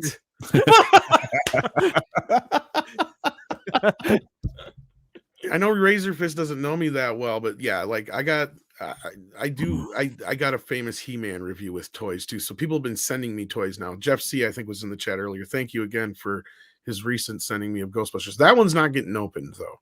That one's staying in the box. I have glue. I have glue. One's for daddy. One's for daddy, one's for play. That's right. It's the same thing with my He-Man toys. You got one for daddy, one for play. That's right. Oh. Well, that's another thing is if you ever have people come over with kids, you almost have to, because a kid always wants to open something. So it's like, or they want to play with something. So it's like, I already got one that's open. So then you just bring out the big boxes of the ones that are already opened and stuff. So then, yeah, then they can just have fun with those. Yeah. I've I've never been a keep the action figure in the box kind of guy. I'll put them out like, because I kind of look at them like statues, because I'm not playing with them. I'm not a kid, but I'll just put them out on display or something. Robert Meyer Burnett has probably saved me a little bit of money because lately he's put me in that mindset is like, take it out of the box. You're not gonna, what you gonna do with it? Right.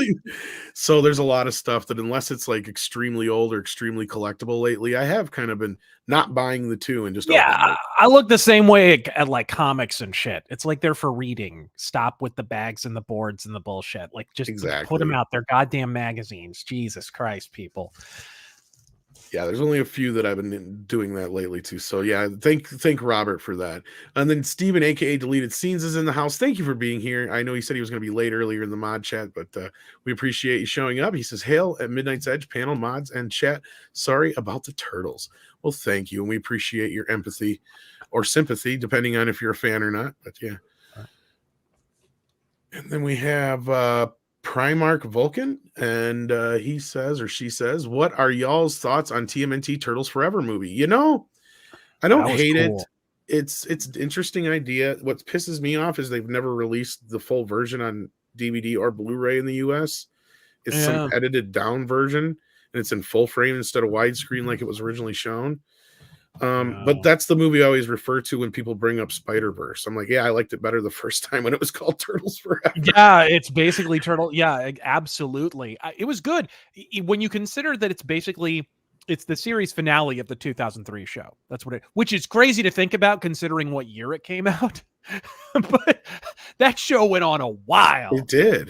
But yeah, like as probably the best like series finale of any like Turtles thing ever. It was so good. They handled it really well. I did think they did the 87 Turtles dirty a little bit on that. Like, oh, we're like wilting violets and we're afraid. It's like, dude, these people kicked all kinds of ass in the 87 show. Stop it. Jesus Christ. Well, you remember the first episode of the 87 Ninja Turtles show? I'm sure everyone here has seen it at some point. Where Raphael's fighting the foot ninja on the rooftop and he stabs him right in the gut, and then oil comes out and he's like, oil? It's like, yeah, what were you intending to do, Raph? Yeah. Like fucking no, he thought it was going to be blood. Like, I know, I've noticed that too. You're like, oh shit. Like, he thought he was really going to kill the dude. He was going to shank a motherfucker. He was disappointed. No kidding. But yeah, no, the Turtles Forever was pretty fun. It was definitely, especially seeing all the to me, the highlight was seeing the comic book iteration in animated form. That was cool as shit. And the attitude they gave them and everything, like they got it, right? Like they totally got what they were doing. And it was an event. It was kind of fun. But again, it needs a better release than what's out there. Brightest Day, what in the sweet merciful crap is this? Well, this is Seth Rogen's idea of Ninja Turtles Brightest Day. That's what the sweet merciful crap this is. Yeah. Wow. Yeah. And Callum, I love you, buddy. But he says, I'd recommend Rise of the Teenage Mutant Ninja Turtles if you love anime. John Cena is the villain. Shredder is a powerful demon. And Ben Schwartz. I watched that first episode, dude. And Ben Schwartz as Ben Schwartz. Like, fucking what the fuck? I couldn't even contain myself. You know, when I watched this. I at least said after I got done with it, I'd be like, I wouldn't have a problem with this if this was just like an also ran like 6-minute online YouTube like thing that Nickelodeon was doing. But this is their flagship Ninja Turtle show. Like, how can this be? What was more obnoxious than the show itself was the reaction to all the negativity. Because it was like, oh, it's a bunch of man children that are angry about it. It's like, dude, after I watched that one episode, I never paid attention to Rise of the TMNT again. The reason the show failed is because none of the kids watched it because it sucked. It wasn't good. Well, no one has some kids fans, have a bullshit detector too, especially because the 2012 show wasn't even that far away. I have no doubt in my mind these kids had grown up with the show, and then this Rise of the TMNT comes out, and they're like, "This isn't the shit I just watched." Well, it almost has to go into like stasis for just a short amount of time. It seems like, because if you go into shit, Spider-Man, fuck. Yeah, if you go into the history of TMNT, when it's had its biggest resurgences is when it's kind of had its tapered out moment. They leave it alone for a little bit, then they come back to it. This killing the 2012 series to bring Rise of TMNT into the picture was, to me, like, I knew it wasn't going to work, not beyond just the fact that however you feel about the show, because Callum, you like the show and that's fine. And I don't think you're stupid for liking it or anything like that. So don't think I'm saying that. But to me, I think they were stupid for doing that because they didn't give it a chance for the franchise to let it lie and allow that new generation to get old enough to reintroduce the franchise again. It was just too much, too soon, too fast, and on top of all the frenzy that the show is. But Callum then says, it is funny and the fights are amazing. Tom, say Seth Rogen and make that noise again. There you go. I think that's him supposed to be laughing, but I'm not sure. Either that or it's a car refusing to turn over. It's laughing while stoned and thinking you laugh heartily. And Dakaiju Gamers here as well says, "Hail Razorfist. Drag Ark on here one day if you can." Well, I mean, they don't really talk about RPGs and shit.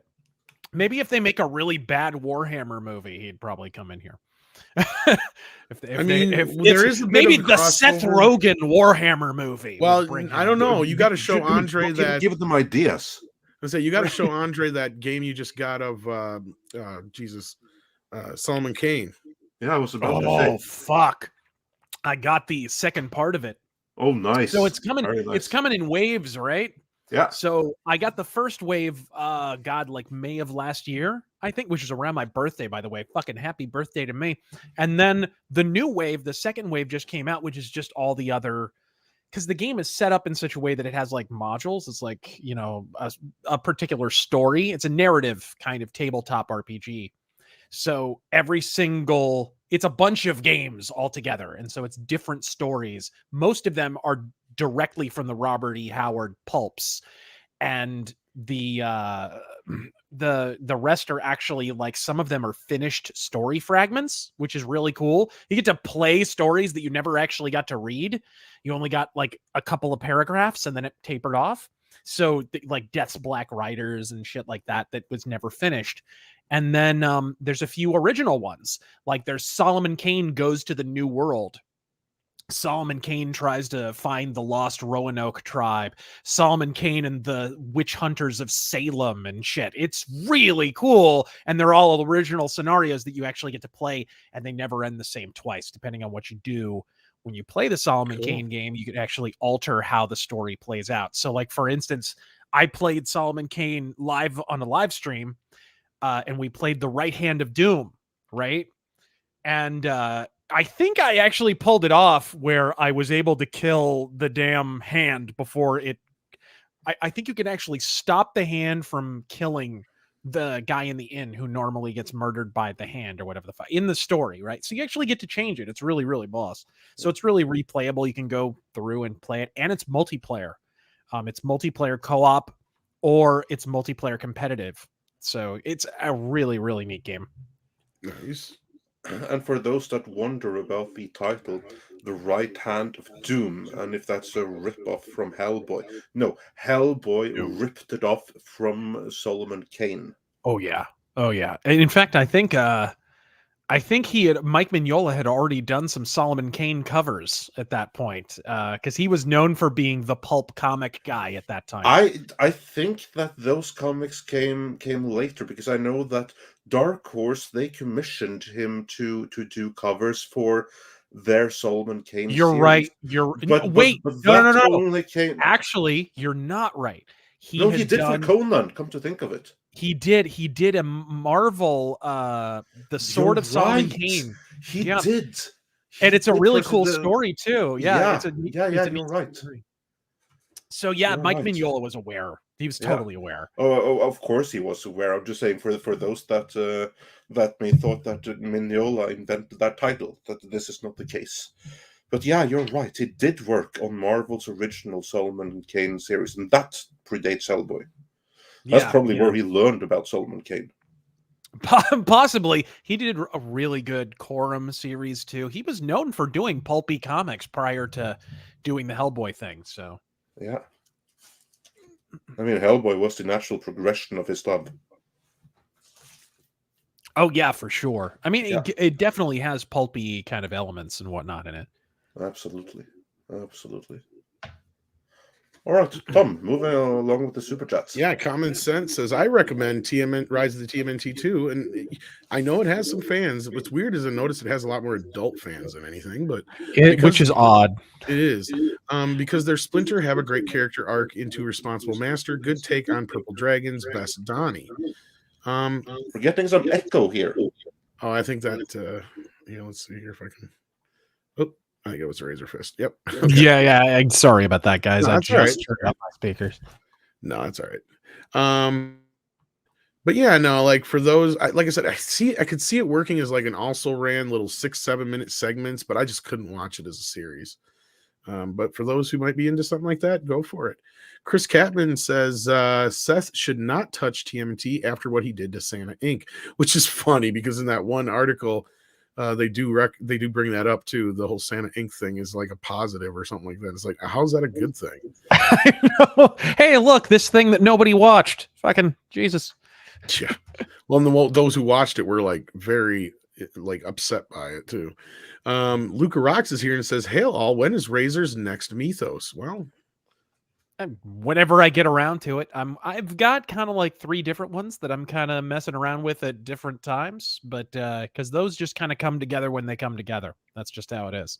You know, they come to me when they come to me. Plus, YouTube is a fucking horrible, barely survivable hellscape for copyright. And those are a nightmare to fucking put together because of that. They're you basically get donged in every hole every time you upload a video, and Metal Mythos is like the worst for those because it's got a bunch of copyrighted music and video and whatnot. What's fair use? You know, I only use brief little clips, which is completely permissible under fair use, but that's not how YouTube works. So yeah, I'll get to it when I get to it is the short answer. Yeah, the system's a little funky on that.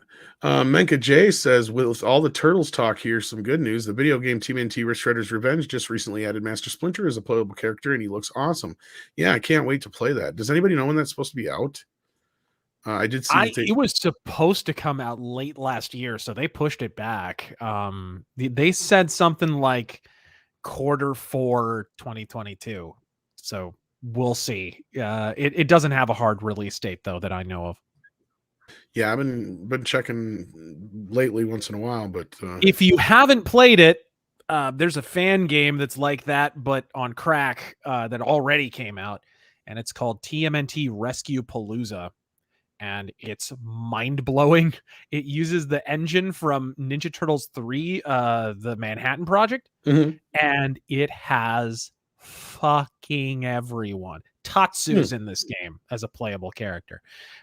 Every boss, every stage from Turtles in Time, it's just nuts. You can play as Splinter, fucking Ground Chuck. Everybody is in this. It's that the guy who plays Tatsu is the reason why we haven't had Tatsu anything else really, because he won't sign off on his likeness, I guess. Really? Yeah, NECA's been trying to get a hold of him for a while. I've heard from a couple people, and he's just like, nah, no. No, not so much. I don't feel like making lots of money. Yeah, it's like, dude, everybody wants a Tatsu doll. Like, what the fuck? No, it's true. He was my favorite Shredder henchman besides Bebop and Rocksteady. Yeah, they got to Danny before they got to Tatsu, for fuck's sake. What I mean, and what the hell else has he been in? Showdown in Little Tokyo? Jesus Christ. Yeah. Which, by the way, there's no question why his voice was dubbed over in TMNT. Have you heard his voice in Showdown in Little Tokyo? I didn't even know that until you just said that now. Fucking Hong Kong Fooey. Holy shit. He's like, forgiveness, please. Fucking, it's terrible. Oh, yeah, that part. Yeah, that I knew. And I thought you were talking about Denny for a second there. I got confused. My bad. Dude, it's not gruff or deep like you would think either. It's like, we want to help with the community. Like really high, like kind of high pitched and nasally. Oh, he does not sound how he looks at all. Tatsu, now lead. Right. There's no go play about it. That's a figure I want big time. But yeah, I can't wait for TMNT Shredder's Revenge either, Mecha J. Callum Lyle asked, did you see the Batman crossover movie? I did, and I enjoyed it. The only thing I didn't like about it was the stupid spirit animal shit that's in it. Outside of that, it was great. Did you see it, Razorfist, or anybody else? It was okay. I don't know. Those I do feel like anything with Batman, it always puts Batman over huge, and that was no different. It was like fucking he was taking Shredder hand to hand and just kind of. I get so tired of how Batman's whole selling point is he's supposed to be a regular dude. So okay, let's go have him punch Superman in the face and survive. Like I get so tired of that shit, and he does that in the Ninja Turtles Batman really bad. He is a little OP. Yeah. And then we got Daryl, the Derelict here, who says, "Hail, gentlemen, why is Seth Rogen trying to be J.J. Abrams? Why can't these people remake crap like The Notebook?" It'd be great if they did, because then these wokey wokes would probably start losing their mind. Like I, when they, you know what, I would freaking love that if someone were to remake The Notebook and completely deconstruct that just to see the reaction.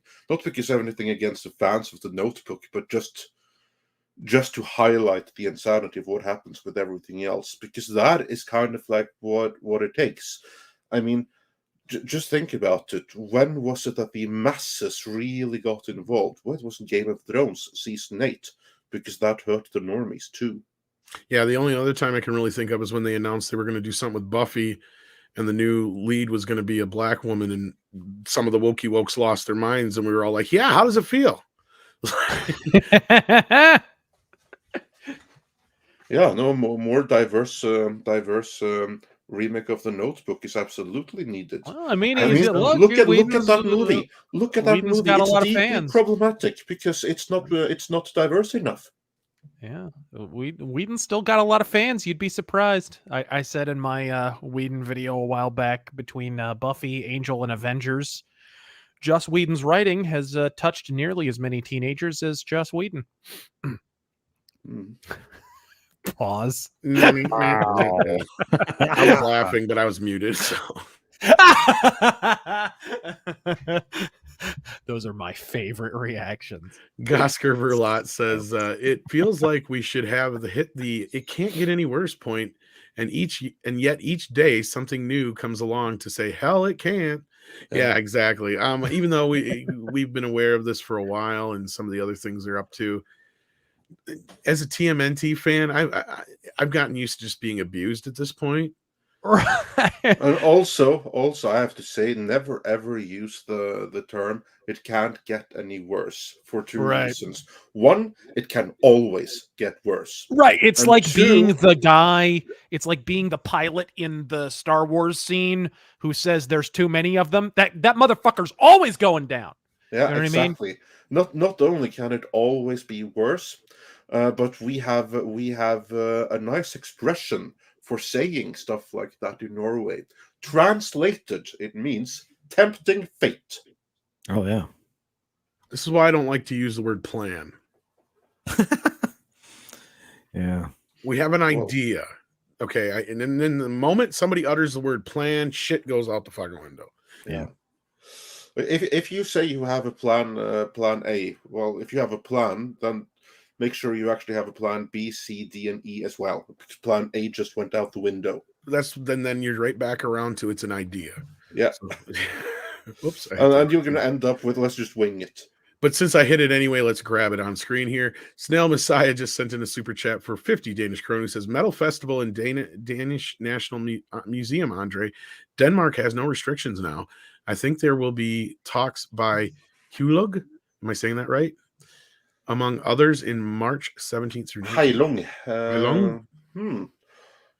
Is that Easter? Because that's going to. I have to check when is Easter this year, because that may coincide with our own Inferno festival. But yeah, I'll make a note of that. There you go. Metal festival. Yeah, I've been to a few metal festivals. Like I tend to attend the Inferno festival in Oslo. So yeah. Nice. Yeah, if you should come join one of those. Once Razörfist, because there's actually a huge international crowd coming. I remember this one year, it was pretty awesome. You had like some of the Italians when like the host started speaking in Norwegian, because it's a Norwegian event. It's half the people attending are from all over the world, but it's a Norwegian language. So it was like one time when some from Italy started screaming to the host, "Speak English," and they answered, "Learn Norwegian." So yeah, good times. Absolute metal. But speaking Norwegian, I understand Danish. So yeah, it'd be cool to go there. And at this moment, just because it's relevant, STR Red Wolf said the first plan you make is always plan B. Exactly. I'm working on that. But yeah, thank Jack the Outcast for that. Here we are. This is a new one now. Hellraiser and Midnight's Edge, recovering from the Rona. I'll take TMNT 3 Turtles in Time over the Bay films and Seth Stoner Turtles any day. Yeah, I haven't even seen the Seth one, but I can imagine Still probably, you know, honestly, 3 gets the bad rap of all of them. And I'm going to get probably hit for saying this. It's not as bad as most people make it out to be. It is. No, it's got its virtues. It is. I saw it on my birthday as a little kid, and I left the theater fucking elated. You know what I mean? Like, it was for kids. It was meant for kids. Adults and people who cared about the source material were not the fucking target audience at all. Yeah. And it accomplished that. It made a shitload of money.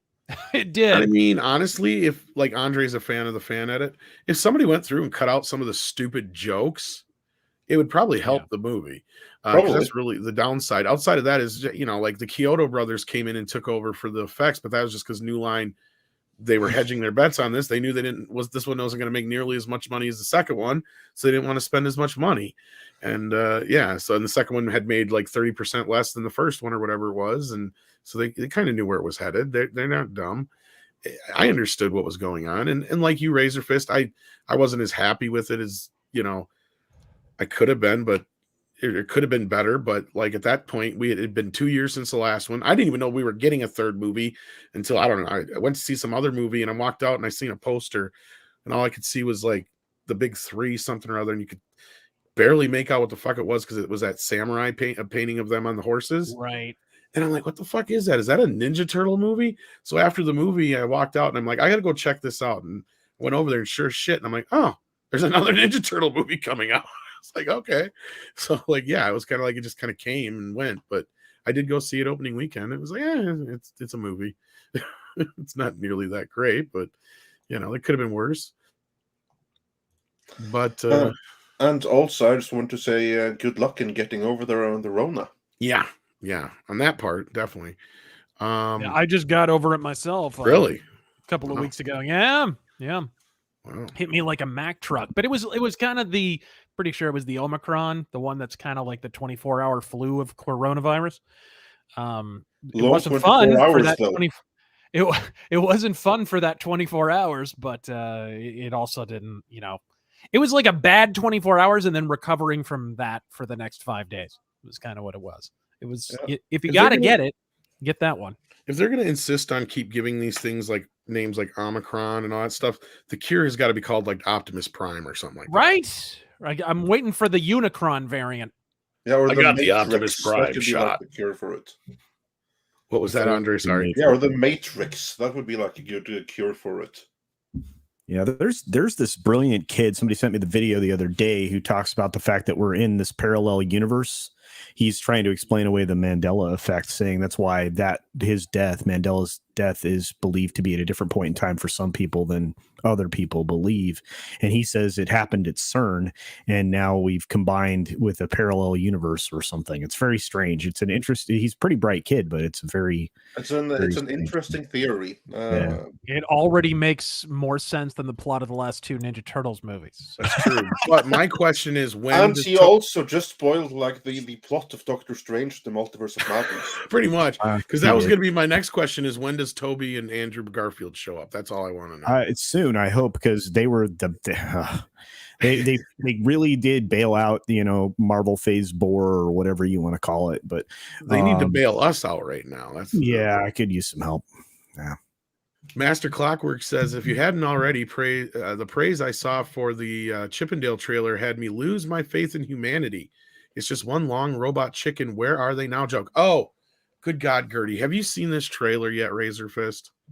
No, I didn't. Are you a Rescue I had Rangers heard fan some at all, or any of that rumblings stuff? about I had heard some rumblings about a new Chippendale, but I hadn't seen it. Now, were you a fan growing up of the series, or was I a fan of Chippendale? No, I prefer heterosexual strip bars. Well, I'm See, sure the European didn't get that one. Sorry. No, actually, I totally got it. I totally got it. Okay. But no, See, we have Chippendales too. I was a mild fan growing up as a little kid. Same it was here. one of those. I definitely was a DuckTales kid. Yeah, DuckTales first, foremost, definitely. They ruined that already, though. So, but I'm so old. I was a Rescuers kid. Well, yeah, that's kind of funny because Rescue Rangers is basically a takeoff on that. It is. But again, I'm not but I saw this trailer. I'm like, my fucking God, who came up with this concept? And not only that, okay, first of all, Razörfist, just for some point of reference, it kicks off like it's a VH1 behind the music, like where they are they now All kind of right. thing in the trailer. Didn't And they it do this treats- on The Simpsons? Yes, exactly. And they treat this like The last good episode of The Simpsons. You're by the way, right. the very last one. You and I agree on that. But no, it's completely like that. And so they basically set up the show like, Chip and Dale are actors on the show and all the characters are, on the show. And Chip and Dale talk with regular voices like you and I are right now. They don't have them pitched up. Oh, God. And it is weird. And then they jump to this thing like it's a time jump, and Dale ends up getting a computer generated upgrade. So he's like 3D animated like the Chipmunks were in the Chipmunk movie. Yeah, because he got the facelift. Yeah, and Chip is still just like a regular cartoon. So you got them doing this throughout the entire movie. Ugh. And it is unsettlingly weird on top of the weird voices coming out. And then they cram in all kinds of cameos from Roger Rabbit to MC fucking Scat Cat. Man, And the fucking Lord. ponies and everything. But wait, there's more. Go for it, Culture. Your favorite actor that we've been focused on for the last period of time. Danny DeVito. No. No, I wish. Why Seth can't they put Rogen. Danny DeVito in more stuff? All right. Seth Rogen. He's is in small. He'll fit in more stuff.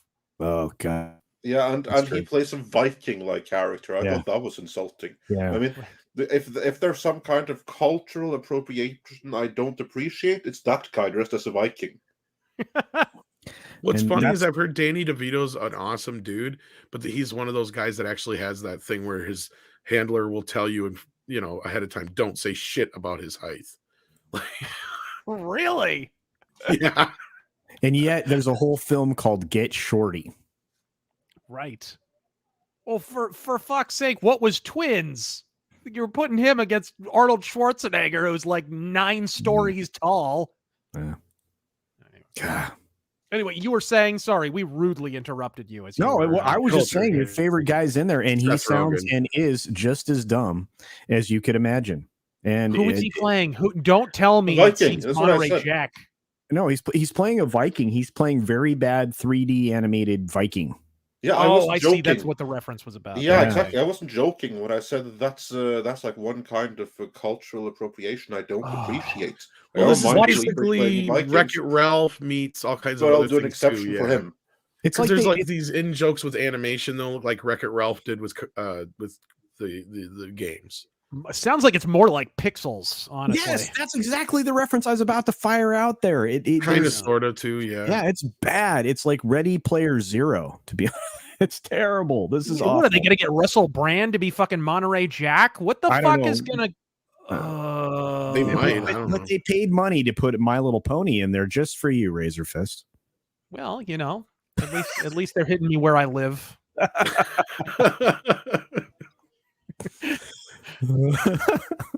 I guess this is like it's a Disney Plus movie, but it's supposed to set up a reboot in the end, I believe. It's so Right. More like a deboot, but okay. It's like because like the tagline is, what is it? It's not a reboot, it's an upgrade or something like that, I think is the tagline. Oh Christ! Yeah, I but here's hate the thing though, because that way they set up like a rebooted animated series, because then that's their new acting gig, isn't it? So then Yeah. they like go back into Chip and Dale's Rescue Rangers, only 3D animated, exactly. yeah. that sounds about as odious as it could possibly sound. That's pretty bad. Yeah. Snell World says Pizza Dude's got 30 seconds. Time's up. $3 off. Greatest line in 122 and an Simpsons. 8. 122 and an 8. Great. Where the heck is 122 and an 8? You're standing on it, dude. Right. That's the other funny thing Shay told us. He got both Pizza Hut and Domino's to play off of each other, and he got them both to pay for the movie. Yeah. What the fuck, man? How did they get that to He happen? managed to pull that off because he gave Of course, in Pizza- fairness, Pizza Hut did not see Domino's as a competitor then, because Domino's was just the delivery place, and Pizza Hut got on delivery really late, if you remember. Well, he had so to they make were the like, deal very they specific. might not have seen them as direct competition really at that time because they didn't for a long time. Oh no, they had stipulations, but what ended up happening is he gave Domino's the deal in the movie, so they get the in-movie deal, and there was some deal that was going on during the movie, I think, that was in tandem with that. And then when the video came out, Pizza Hut got the deal with the video. Right. So through that, he amortized the $6 million that he ended up giving them. Right. So it didn't cost him a dime, and he ended up with the most successful independent film of all time at that time. Yeah. I mean, Bob Shea was a genius. Yeah, It's the same way he made Lord of the Rings. Yeah. Well, I think it's because of the success of TMNT and probably Nightmare on Elm Street too. Yeah. That New Line even had the cash to put up for Lord of the Rings. Without those two movies, I don't think you get Lord of the Rings. Well, I and don't think he flat out told us, it's in the interview. He basically pre-sold it overseas. Yeah. And he said, like, flat out, like, the entire company was freaking out on him. They're like, you're going to bankrupt the company. You're going to bankrupt the company. He's like, it don't matter. It's already paid for. Even if the first film flops, we'll make all the money back and then some on the TV rights, even if we send it straight to video for the sequels and all that shit. He's like, the movie's already paid for. Yeah. It's done. We're not gonna ruin this thing until 2022 when the Amazon series exactly. comes out. We'll leave that up to Bezos. So we're on a 20-year plan, assholes. Just calm down. Yeah, but I'm looking forward to their animated War of Rohirrim movie coming out, though. We're going to talk probably a little bit about that. I know we talked about it. Did we talk about it the other day, Andre? I can't remember. We very briefly. Is it kind of like the Blade Runner thing where we're all going to pretend it's good because it's not the bad movie? I think this one has a bigger chance of actually being good than the Blade Runner series, though. You know, that you're probably right on that because Japan loves Lord of the Rings. Well, not only And that, Russia. it's the only one that's attached to the actual Peter Jackson Lord of the Rings, too. Okay. So just because of that, someone is trying to visually, although it's animated, visually and story-wise, they fully intend to connect it. Just that alone is going to make it better. Oh, neat. Yeah, the concept art they put out the other day looks pretty good. So Yeah. looks just like Peter Jackson's Lord of the Rings. So Exactly. For the record, we already got Lord of the Rings, the anime. It's called Record of Lodoss War. Oh, Go that's watch true. it, guys. There you go. And then we got Gizmo Hibiki, if I'm saying that right, but I like the icon there. That's awesome. Guys talking about their fear of what Seth Rogen will do to the Turtles. I'm just here fearing what the hell he'll do to April O'Neil and my boy Casey Jones. Well, of course, that all comes in with the package, right? Well, it all depends on what Megan Fox is doing. I mean, No. You'll definitely get. We're gonna get 12-year-old black April O'Neil, and you know it. Yeah. Oh man. No, Well, Leslie- that's what no, Rise of the Leslie TMNT is, right? Yeah, Leslie Jones was mentioned in the chat way earlier in the stream. I think that's probably. Don't give him ideas. Oh, Yep. it wasn't me. No, and don't be surprised if this is not wall-to-wall comedian and comedians doing voices. No, actually, this be movie. surprised if it isn't. I mean, that's what I was Exactly, saying yeah. before. I just look at his group of friends. That's who's going to be in this. And if it's not Leslie Jones, it's going to be fucking what's her face, who was in the Santa Claus thing with him. The what's her name? The one that was with Kimmel. I can't remember her name. Sarah Silverman. Watch her be April O'Neil. You know what? God damn it. Oh, Jesus Christ. I'm not kidding. Oh, No, why it did you have sounds to say that plausible. out loud? You just conjured it into being. Well, You no, understand because he's that, one right? of Seth's friends. All these people that are, I guarantee you, Andre's probably right. Two of the Franco brothers are going to play two of the Ninja Turtles. And then Paul Rudd will probably play Leonardo. I think only one of the Franco brothers will play. I will assume play a Ninja James on the Turtle. outs now, or what? Yeah, no, I think that the younger one, he's going to play like a turtle, and the elder one maybe Shredder or something. Well, that's true. You might have Yeah, Franco play he's going to Shredder. have like a bigger villain role or something like that. You got a point there. That's true. Yeah, And then he'll just pull in all those. Yeah, it's just. I'm done. See, we already know what they're going to do. I'm not saying it's a good thing, but No, you can know. pre-predict this shit. It's inevitable. And I have zero hope for the Colin Yost series because he's from Saturday Night Live. Like, what the fuck are the movie? I mean, what the hell are they doing with that one? The Michael Bay, and not only is Michael Bay producing it, but it's not going to be anything near what we probably want there either. I know nothing about that one. We know nothing about it other than him and his brother are writing it. That's it. That's all we know. And Michael Bay's producing it. That's all we know about it. Besides it being live action. We can hope maybe that's the rumblings we hear in the industry, that they're kind of trying to go back to the original storyline and maybe pull in some people from the original films and have it be older Ninja Turtles and it actually be the true Ninja Turtles project that they've been talking about for years, where they take the teenage off the title and the mutant just because, and it's just called straight Ninja Turtles because they're adults.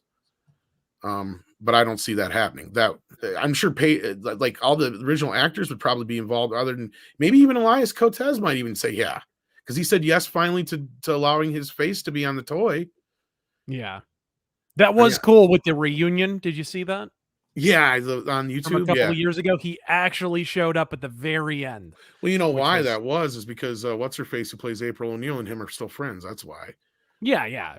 And she's like a den mother to those guys. So if anybody's going to make it happen, it would be her. Yeah. What's her damn name? I just fucking forgot it. It's Judith Hogue. Judith Hogue. Thank you. Yeah. So like she still talks to all those guys, she said, and she's kind of like the Mother It's Hubbard. Weird. None of the April actresses age except Megan Fox. She does look almost exactly like she used to, doesn't she? Yeah, but it's like none of them age. Judith Hogue looks the same. What's the chick from the second? Paige Turco. She still acts and she looks exactly the same still. I didn't hate her, but I still feel like they did Judith dirty on that. Yeah. Because they didn't even give her an offer for the second film. Yeah. But she was one of the people that went and complained, so she thinks that's why. Probably. But then Michael Miller says, Watts fell into industry narrative of JJ saved Trek. The problem is the last two movies lost money, and that's one of the reasons she was let go. I don't think she had anything to do with the last two movies. And it was only the third movie that technically lost money as far as the JJ Trek movies. Because the second one did cost more, but it made more. So it kind of evened out in the end there. But she also just pointed out that these things kind of have a ceiling. And if you go by... even by inflation, the JJ Trek movies didn't make any more or any less than the best of the other Star Trek movies. They're right in line with the first 2 or 3 Star Trek movies that were the highest grossing ones. So yeah, but I also think, I've said this before, but like, I think a movie can be successful and that success can wind up being a curse, in the sense that if it's not a good movie, then a lot of people just watched a bad movie and they're probably not going to go watch a sequel. I think that's what happened with the third Star Trek movie. Yep, you're not wrong there. If a movie is bad and nobody goes and watches it, I mean, that sucks, but at least you can go back to the drawing board. And maybe next time you can come up with something better and bring people back into the theater or whatever. This goes for video games too. This applies across the board. But like when you release a dud and everyone watches it, like, they're going to go tell you to kick rocks when that movie trailer comes out for the sequel. I remember that post you made the other day, Razorfist, and it's funny you mentioned that movie because that was one of the examples I was going to bring up, but I'm like, oh no, Razorfist will take me to the fucking coals if I fucking bring in Star Trek in there. Like, I was going to say that. I'm like, even people missed out on the third Star Trek movie, which was actually the decent one of the bunch. Yep. Because of Into Darkness, but I'm like, no, Razorfist will argue with me on that one probably. So no, absolutely correct. I think it is. It's kind of like the example I always use in video game terms is Assassin's Creed 3, which is for the longest time was the best-selling Assassin's Creed game, and it's fucking terrible. And every game after that sold less and less and less. And it's like, gosh, I wonder what happened around the time of Assassin's Creed 3. This Last Jedi was that, right? So it's kind of like that. I feel like that's the case with Star Trek Into Darkness. That's just me, though. Yeah, and I brought a few up examples in that post that weren't Star Trek, but that was one of the first ones that came to mind when I read your original post. So it's kind of funny you brought that up. And then Brightest Day says, someone should tell them Justice League Dark doesn't mean that they think doesn't mean what they think it means. Oh my god. Yeah, you have to go there. I'm sorry I flubbed that because that was pretty fucking funny, dude. And then Master Clockwork says modern Constantine, Sim Salabi. No, now that's racist. Wow. Mecha J says TMNT 2012 also did their own Turtles Forever. They treated the 80s Turtles with more respect. They even got the original voice actors back. Yeah, I think I checked that episode out. I vaguely remember that now that you say that. I remember seeing a couple clips from it. Yes, they did actually. It's a little bit better. I forgot about that actually. Yeah, I didn't now until you brought it up. Yeah. But that was the other thing that bothered me when they did it the first time. Is like, why? How hard is it to get the original guys back to do the voices? Like, come on. Vintage Weave says, where is the TMNT 1990 4K Blu-ray? What the fuck, Warner Brothers? That's a great question because there is actually supposedly a 4K master of the first movie out there. They made one specifically and apparently restored a few scenes even for the big anniversary that was supposed to happen last year, but COVID fucking or the year before last, but COVID fucking decimated. It was supposed to be that one of those limited time Fathom events kind of screenings, and presumably that would have led to a re-release of the movie or something, and it just never materialized. So I don't know. Yeah, because I'm curious what shape a lot of New Line stuff is in, because famously they're not quite up to, like, okay, there's a story with I wish I could remember the guy's name, but he was the writer for Critters, and he went to the studio to get a 35 millimeter print of Critters for a fan festival, and they didn't have one, and the one they had all the Critters scenes cut out of it. they couldn't figure out what the fuck. So like all they could come up with is, well, somebody at some point probably was doing a documentary and they wanted the Critters scenes for a special effects documentary or something, and somebody must have cut them out because they're all gone. They couldn't figure out where they were, and this guy was devastated. I really wish I could remember his name. I think it's Keith. It's not Keith. It's like Michael White or something like that. But he was one of the writers, and he was just devastated because they couldn't show the film. And then after he passed away, they were digging through all his stuff, and in the back of his closet they found a shoebox full of little 35 millimeter reels that had all the Critter scenes in them. So he had them the whole time and didn't realize it. So from what I gathered from that is New Line does not have a good idea of where a lot of their shit is. So I'm afraid of what some of their stuff is going to look like when we get to like Nightmare on Elm Street and Ninja Turtles and stuff like that. And well, I don't know. I don't know. I know the German market is a little more open in your neck of the woods, Andre, but I know the German Blu-ray has actual deleted scenes and shit in it. They don't necessarily have the greatest quality though, because here's like the thing that the Germans in particular, I love the German special editions. For those wondering, I'm Norwegian, not you're right, German. But this is like a Hell on Wheels scene. Actually, I am Norwegian. But anyway, but the Germans, they freaking rule when it comes to Blu-ray special editions. They don't always rule when it comes to remastering those into 4K in particular. But they do rule when it comes to putting out like special editions and alternate cuts and stuff like that. On that, they're masters. If you don't mind some varying picture quality, check out the German releases. You won't regret it. Yeah, it's good stuff.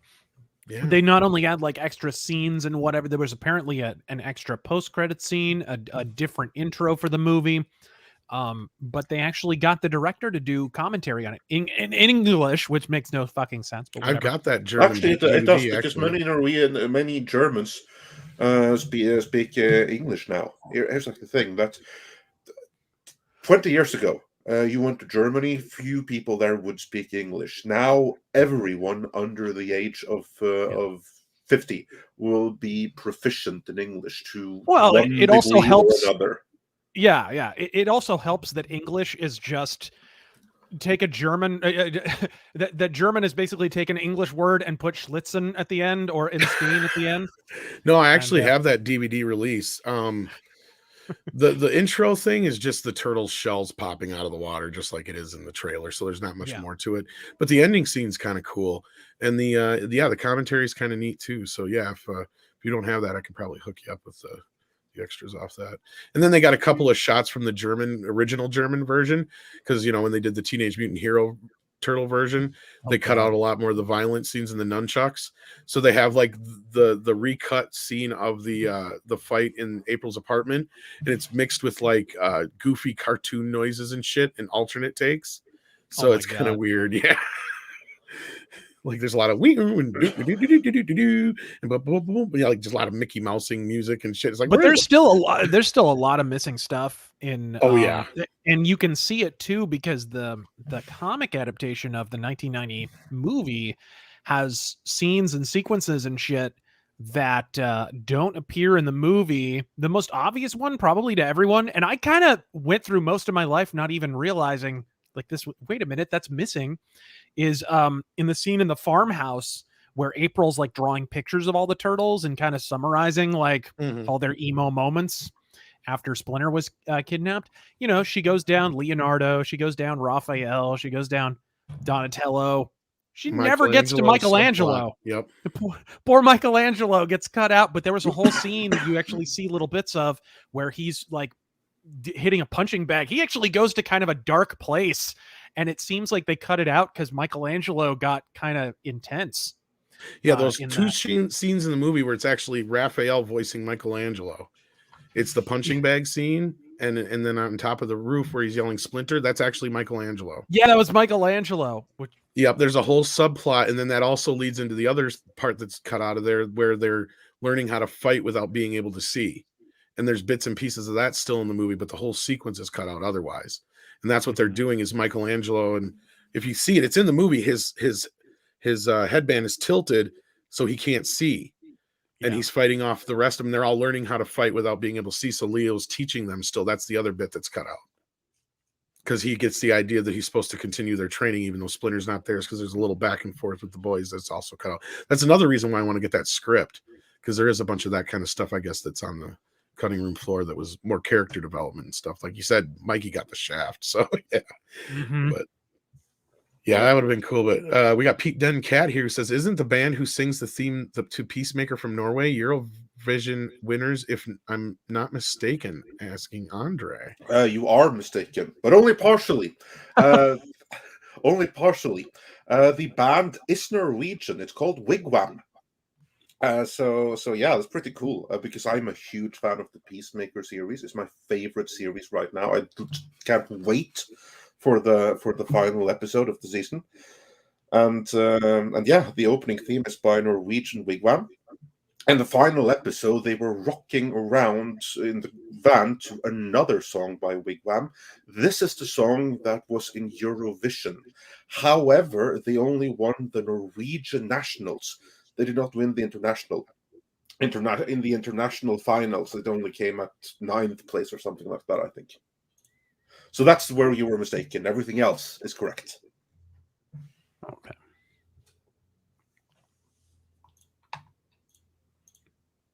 Hello? Yeah, then we can move on to the next one. Well, I was looking for one specifically. He fell down a hole. STR Red Wolf thinks we missed it, but I don't know if we just haven't got to it yet, but I'm just going to read it now just the same. Says for $10, who commissioned some just starting deviant art of fur affinity artists to create the concept for the story? I've seen much better on those sites and much worse. No kidding. I mean, I'm sure you and I could cite like a half dozen examples of Ninja Turtles deviant art stuff that we've seen that was not just Ninja Turtles. This is true for like every adaptation. How like fans on DeviantArt frequently does better. Like for instance, I have to bring up Conan because we have Razörfist here. When Jason Momoa was first cast as Conan, then people knew him at this time. Again, this was before Game of Thrones, because he was cast as Conan first. And then, so at this time, he was like surfer dude from Hawaii, from Baywatch. Yeah, I was gonna say he was the dude from as. Baywatch with short hair and walleyes. Yeah, and then later with like this Rasta thing, right? So people went or fans went on DeviantArt and did like mock-ups where they altered his pictures to like what he should look like as Conan, and the tragedy is that those mock-ups looked better than what we ended up getting, because they actually gave him straight hair and blue eyes. Yeah, and that's the other problem I run into when I'm editing stuff is like Andre and I, like Andre will let me know, like, especially when it's the Conan stuff, he's like, that is not an official Conan art or whatever, because like we've run into stuff where fans do stuff, then they get pissed if they don't want it in a video or something. Then I got to redo the whole video. So we try to make sure we have official shit in there so we don't run into those problems. But that's the sad part, is a lot of times the fan art I run across is 10 times better than some of the official shit. Yeah. So yeah, time to time, it sucks because there's stuff I want to use. But even in Star Wars, like that one guy who did that one art that they ended up using officially, I think got mad that one time we used it, and he ended up wanting us to use a different version of it or something like that. But anyhow, that's chopped up. Yeah, it's a pain in the ass, but yeah. Yeah. It happens. Yeah. Hyper Guyver 2 says, who the hell is Jenica? The less I say about it, the better, Hyper Guyver. Oh, forget about it. It's an attempt at making a she's the fifth female turtle who uses all of the martial arts weapons and is good with all of them and is better than the turtles, and the entire comic is now all about her. And she wears clothes for some reason. That's Jenica. She's powerful and progressive, and she's shattering glass ceilings, at least if I can throw her hard enough. So she's the superior turtle, is what we're saying. Oh, indeed. Absolutely. Fucking. Oh, and she's a lesbian as well. She's Of Of course. course. deeply This goes stunning with being and deeply superior. brave. He needs no man. No By the way, heteronormative she's a behaviors here. lesbian, even though she previously had a heterosexual dalliance with Casey Jones. Now, didn't Peter Laird make her And up? she's or still a something like that? turtle, right? No, Peter Laird did not make her up. She is a literal fan insert from the transgender artist cum writer of the TMNT IDW comics right now. A literal she was called something else. I forget what her name was. Like some Italian Renaissance painter who was a female. I forget what her name was. But anyways, she had a different name, but basically they brought her in like after having been her DeviantArt fan fiction for years. Mind you, this is Ross Campbell, who's now wearing a wig and calling himself something else. I forget what Sophie Campbell. And so he decided to insert this for character. some reason I thought he was talking about her one time. Maybe that's why I thought that. I don't remember, but yeah, no, it's like I know she's officially in the comics now, though, isn't she? It's his original content. Do not steal. I fucking hate Jenica. Basically, guys, if you're going to read the IDW comics, and you should, they're very, very good, you should stop at issue 100. Yeah, basically. You get 100 excellent issues. After that, not so much. Well, that's solid advice right there. Then Snail Messiah, sorry, not Stale Messiah, says, with 50 Danish krona, thank you. Metal Festival. Oh, we already got this one. Sorry Yes, you did. that. So we got that one already. Sean, some call me Andrew, asks, how good is Last Ronin? What I've read of it so far, really good. Sounds like Razörfist read much more than I have. So yeah, I'm caught up. I believe there's only one issue left that hasn't come out yet. It is Eastman. It is layered. It is the classic tone of the Turtles that you love, but it's shot all the way into the future in a post-apocalyptic environment where basically all the Turtles except for one are dead. And you have to kind of learn who the remaining turtle is. And basically you're working backward to find out, okay, how did all the turtles die? What the fuck happened?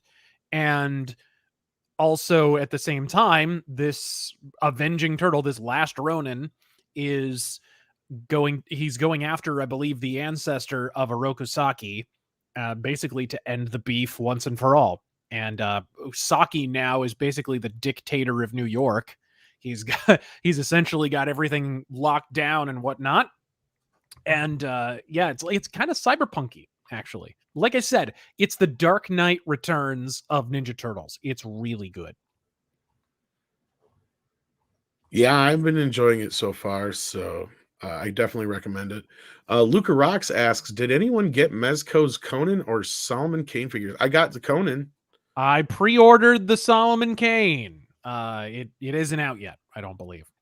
And I was surprised by how much more the actual figure looked like Arnold Schwarzenegger than the original images did. Oh, interesting. I think that's the one that I got that I sent you pictures of, Andre. I believe that was the one. Yeah. Whereas I didn't, because I'm not too into figures like that. But I did. No, I offered to get it the- for you, and you said no. Yeah, exactly. But you know what I did get here, though? I did get like the Super 7 Conan, which is a replica of the first issue of the Marvel series. I got that one. Or wait, did the which one I is get was a Mezco, Super but- 7? I'm trying to remember. I thought that was the Mezco, but I could be wrong. Well, maybe that is the Mezco. Well, let's look it up then. Mezco's Conan, just to be sure, so we're talking about the right thing here. I know I should be knowing this stuff, but I've never been into figures and collecting toys. Or that's not true. I've never been into since. Oh I was no, I 9. didn't get this one. No, this is a completely different one. I was thinking Well, of the share the Super 7 picture. one. Hang on, yeah, let me find a decent picture of it. Hang on. Sorry. Ever since the update, Google does not want to open any fucking pages. I have to reload everything like 3 times. Bastards. I know. So that means Google's got to update Chrome. Come on. Well, use Opera in the meantime. It works great with the When I downloaded, I couldn't get it to work right with everything. Okay, I got a picture up of it here. It's not the best, but no, I didn't see this one. Yeah, well, it's my computer being a dick. Yeah, this is not the one I got. I've not Yeah, seen no, this is not the one that I got. That looks pretty good, though. It looks very cool. Yeah. That's Rosetta right there. Absolutely. And Alex, no new rumors about Solomon Kane, but I believe last time we talked to Frederick Malmberg, he said that it was happening. Just we have no real like they're still working on the Conan series as well. So. Yeah, I would imagine they want to lead with Conan, and That is then entirely correct. yeah. So I would imagine Solomon Kane's even happening is probably going to hinge on whether the Conan thing goes off. correct. Yeah, he did kind of hint that these were going to be all kind of not so much interconnected, but they were definitely working on a quite a few things. But Yeah, you know, it takes time for them to develop. It all relies on Conan, and the moment that is ready for release and consumption, and all the everything is lined up behind the scenes there, that's when other things can happen for real. So last we heard, the Solomon Kane series is still in internal development, Yeah. but it is not officially happening yet. No, that's awaiting everything okay with Conan. I meant to ask this when we were talking about it. Does he own some of the other properties like Dark Agnes and stuff like that? Yes, yeah. Well, Okay, technically, the company owns them now, but Yeah. interesting. Well, here's like the thing that Fredrik Malmberg no longer personally owns them after he sold it to Funcom, but he's still the one in charge of it, and he owns absolutely everything Robert E. Howard. If Robert E. Howard created it, he's in control of it, with the exception of Red Sonja. Yeah. And basically, it's that the comic book version, anyway, right? So yeah. And So he on does. that note, So he does. Malmberg is in charge of the literary Red Sonja, but not the comic book Red Sonja. That is owned by Red Sonja LLC. So they are the ones in charge of the new Red Sonja movie, and Malmberg has absolutely no say in that whatsoever. Roy Thomas does own a stake in it, though. Yeah.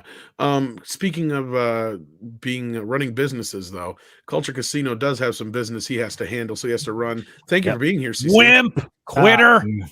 All of those things. That's probably true, Razorfist. Anyway, Culture, it's been a pleasure to have you here. Thank you for showing up. No, love it when you have the time to join us. And I appreciate being here, and I love the Turtle Talk, and especially when you get two scholars on that are just ranting back and forth. It's lovely. Right. And of course, all the in-depth knowledge about the Malmberg stuff and everything else. But today I released, another video about the joys of California and living there, and why many people are choosing not to anymore. So you can check that out if you get a chance. Other than that, I will be on a lot of different live streams later in the day, but thank you very much, and please excuse excuse me. Love you guys. See you soon. No worries. Take care, sir. Thank you for being here. And Tom, real yeah. quickly, just to address the previous comment. I comment grabbed that. I can grab it again here. Yeah, There we go. And Red this is 100% true. Yeah, this is 100% true. This has already happened. In case you haven't been paying attention, Red Sonja, who is ginger, white and ginger in the comics, and the comics source material here. She of course has been cast in the movie by a black woman. Now I don't remember her name right now in this second, but it was the lady who was in Ant-Man and Wasp. Yeah, she who played like that snow chick or whatever, the Ghost. one who like facing a ghost. Yeah, she is Red Sonja. So Slick on top. I don't know if you actually knew that. I think that's what he was referring to, but yeah. But right, you were. If you didn't. Indeedy do. And I even said that I think her costume will look very similar to that movie. Callum Lyle says there's a new cinematic for Star Wars Old Republic. Oh, interesting. Did not know that. I'll have to check that out. Haven't really been getting into all that business. Star Wars is not on my... When you were saying, Frederick Bolmberg, it doesn't have any direct association with Red Sonja, I was like, he probably won't want to after the movie comes out. He probably will thank his lucky stars. No, actually, he's going to hope the movie is as good as it possibly can, because if it isn't, it is going to adversely affect the properties under his control by association alone. Yeah, unfortunately. Yeah, so I'm not going to pretend to know exactly what he feels about it, but I would guess that he probably is very interested in that movie being the best it possibly can be, given that it has to be made at all, and that fans are going to love it, because that's going to help him. That's going to help Conan. Whereas if it doesn't, it's going to make everything so much more difficult. Right.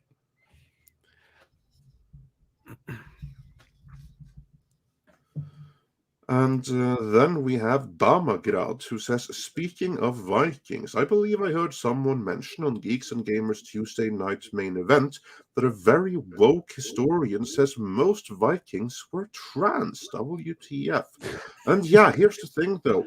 Whenever you have someone in academia that are woke first, or in any kind of way an activist, personally, I think those people are incredibly dangerous and need to be evicted from academia, because they are anti-science and they use their institutions specifically to change history. This is the same thing that happened with Tolkien when you had all of these so-called Tolkien scholars. Now, I use the word so-called because technically I guess they were, because all you have to do is do a couple of courses and pass a few exams, and then you can call yourself a Tolkien scholar. However, being a Tolkien scholar doesn't mean that you actually understand or appreciate or want to preserve Tolkien.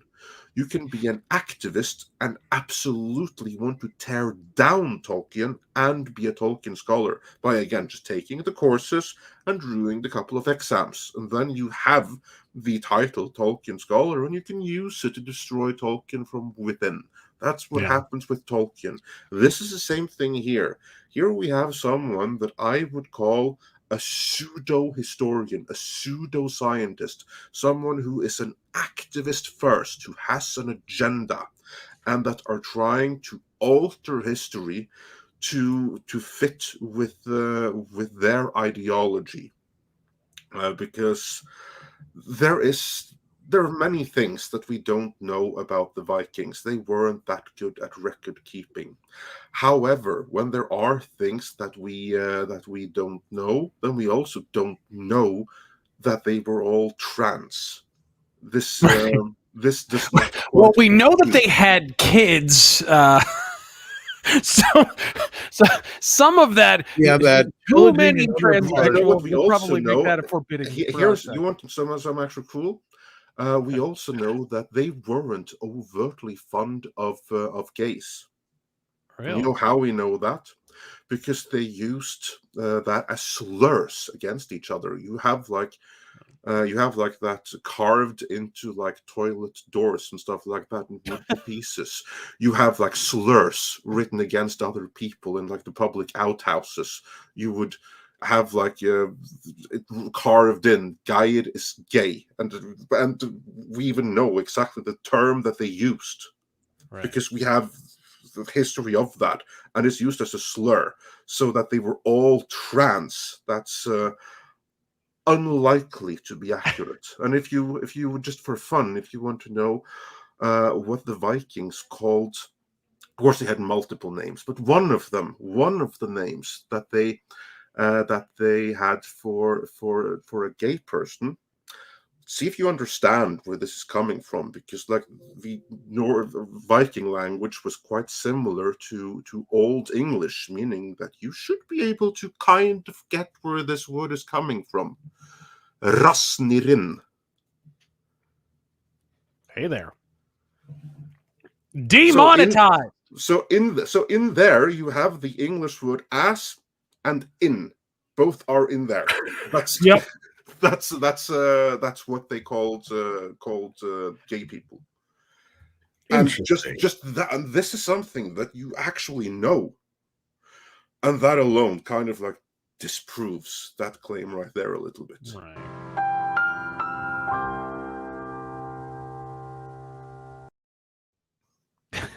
See, now it's for educational purposes. So. Right. There you go. The Gay Rascal says Danny DeVito is 9 stories tall. Only 6 of them are in the basement. Yeah. I think he'd like that, maybe. I don't know. And then Duroan sent us a super sticker. Sadly, I can't see what it is because it was for €10. I'm curious to see what it was, but thank you for that, Duroan. We appreciate it. It was a photo of a transgender Viking, I think. It probably was. Right. Viqueen. Michael Miller says, breaking news, Viacom stock just tanked 25%. Oh, well, even with them having announced Star Trek 4, fat lot of good that did. Well, not only that, as you were aware of, Andre, because you were on Culture Show with me yesterday, Viacom CBS is now being rebranded, folks. Yep. Again? It's now called Paramount. What? Exactly. The brand that like barely survived just a few years ago? Are we what? That's what it is. I'm not surprised. I'm not surprised at all. If I've seen this happen several times before, not just internationally, but even in Norway. This is something that happens whenever you have like corporate takeovers, not takeovers, where you have what is initially referred to as mergers, right? And then for a transitional period after the merger, when the two companies are meant to come together, then they have like a new name, which typically is a mix of both of the old ones, like Viacom CBS. But then after some time has passed, then all pretensions are gone. What it really was a takeover. It was one company absorbing the other. And now when we don't have to pretend anymore, we're just going to call the new company the same as the more popular of the older companies. This has happened before, and it will have happen again. So I'm not I'm not surprised that they went with Paramount, for the simple reason that we know that Paramount is something that has really been struggling for many years. But most normies, investors who haven't paid too much attention, and there are many investors who don't pay too much attention to that. Right. Unless they follow the film industry in particular. I mean, how do you think that Kurtzman has been able to con bankers and stuff like that out of money? It's because they don't pay attention. What they know is that, Paramount. My entire life, I've seen that logo. And that's exactly what it is. You're totally right. It's they remember the intro with the movie intro. That's why they don't, and it probably doesn't help that Viacom sounds like the name of like an evil organization that like a Bond villain would run. No, Viacom CBS is like that doesn't roll off the tongue. You say that. Go to any other country around the world. They don't know what the hell that is. Paramount. You can go to the deepest trenches of Mongolia and say, It's kind of like Paramount, how Vienna I've seen that Vista is logo." actually Go to it's kinda like- Mongolia and find the next Wonder Woman. I mean, yeah, it's kind of like how Vienna Vista is actually the company that Disney is under, but you don't know it as Vienna Vista. You just know it as Disney, right? In that sense. But like, no, that's exactly it. Is they're trying to reinvigorate their image, because I think you're right, Razorfist. Viacom is a bad name to begin with. right. You know, it does sound and like it doesn't help that fucking Sumner Redstone. Have you ever seen this goddamn ghoul? It looks like he drank out of the wrong oh, we rail. brought you. Oh, It's made a already whole run video by a about Bond him. villain. I mean, Fuck. he's a burn victim. Yes, no Or kidding. was. Yeah. But no, Viacom sounds like Dr. Evil's like, I'm going to start an evil corporation and I will Right. call it Viacom. Yes. Yeah, The and air quote. what he did, I mean, my God. the I way will that he violate mismanaged his commerce own with my properties. company, so for short, I will call it Viacom. Yes. Yeah. Snell World says, I'm getting the original TMNT arcade cab control panel signed by Kevin Eastman next month, along Oh, with my nice. 4/4-inch turtles. Awesome, dude. Oh, that's awesome. That's the one-up arcade machine that I That's- really want. Is the Ninja Turtles one. I've got that. That's awesome. I know it was never released in arcades, but it should have been. I wish they would release one of Ninja Turtles Tournament Fighters. I wish that was on here too. It's like there were so many other games. I'm like, why is there only like 2 games on here? It's like there could have been tons of them. Even the original Nintendo version of TMNT was awesome. Yeah. But yeah, Snow World, I think you'll enjoy that. Or I'm glad you have that, and glad you got it signed by Kevin Eastman. And yeah, Razorfist, if you ever get it, I'm sure you'll enjoy it because it's awesome. It's the original arcade game. I beat the first one in like, I don't know, like an hour, not even, however long it takes to get through it. Yeah. It's like almost old hat at that point. But Turtles in Time is pretty challenging still. I got to, I think, Toka, and that was about as far as I got as the bad guys. But yeah. Thank you for that, Snell World. And then we've got Post Dawn, who says Rogan sucks. Yeah, that's true. Silverman's tires are her only saving grace. Keep tight your tires. Tires? The fuck? I don't know. I mean, maybe, I don't think he means her tits either, because I don't think anybody wants that. Yeah, I hope not. And let's not pretend those are hers. That woman's like 67 years old. Yeah, she bought those. Keep tight your six demon. Guys, to get a conception of how old Sarah Silverman actually is, she was rather like in her 20s on an episode of Seinfeld in the 90s. This bitch is not as young. She's been as around people for a think while, she- yeah. Yeah. And then he says, "Keep tight your 6 demon bag chooms." Well, thank you, Post Dawn, for that.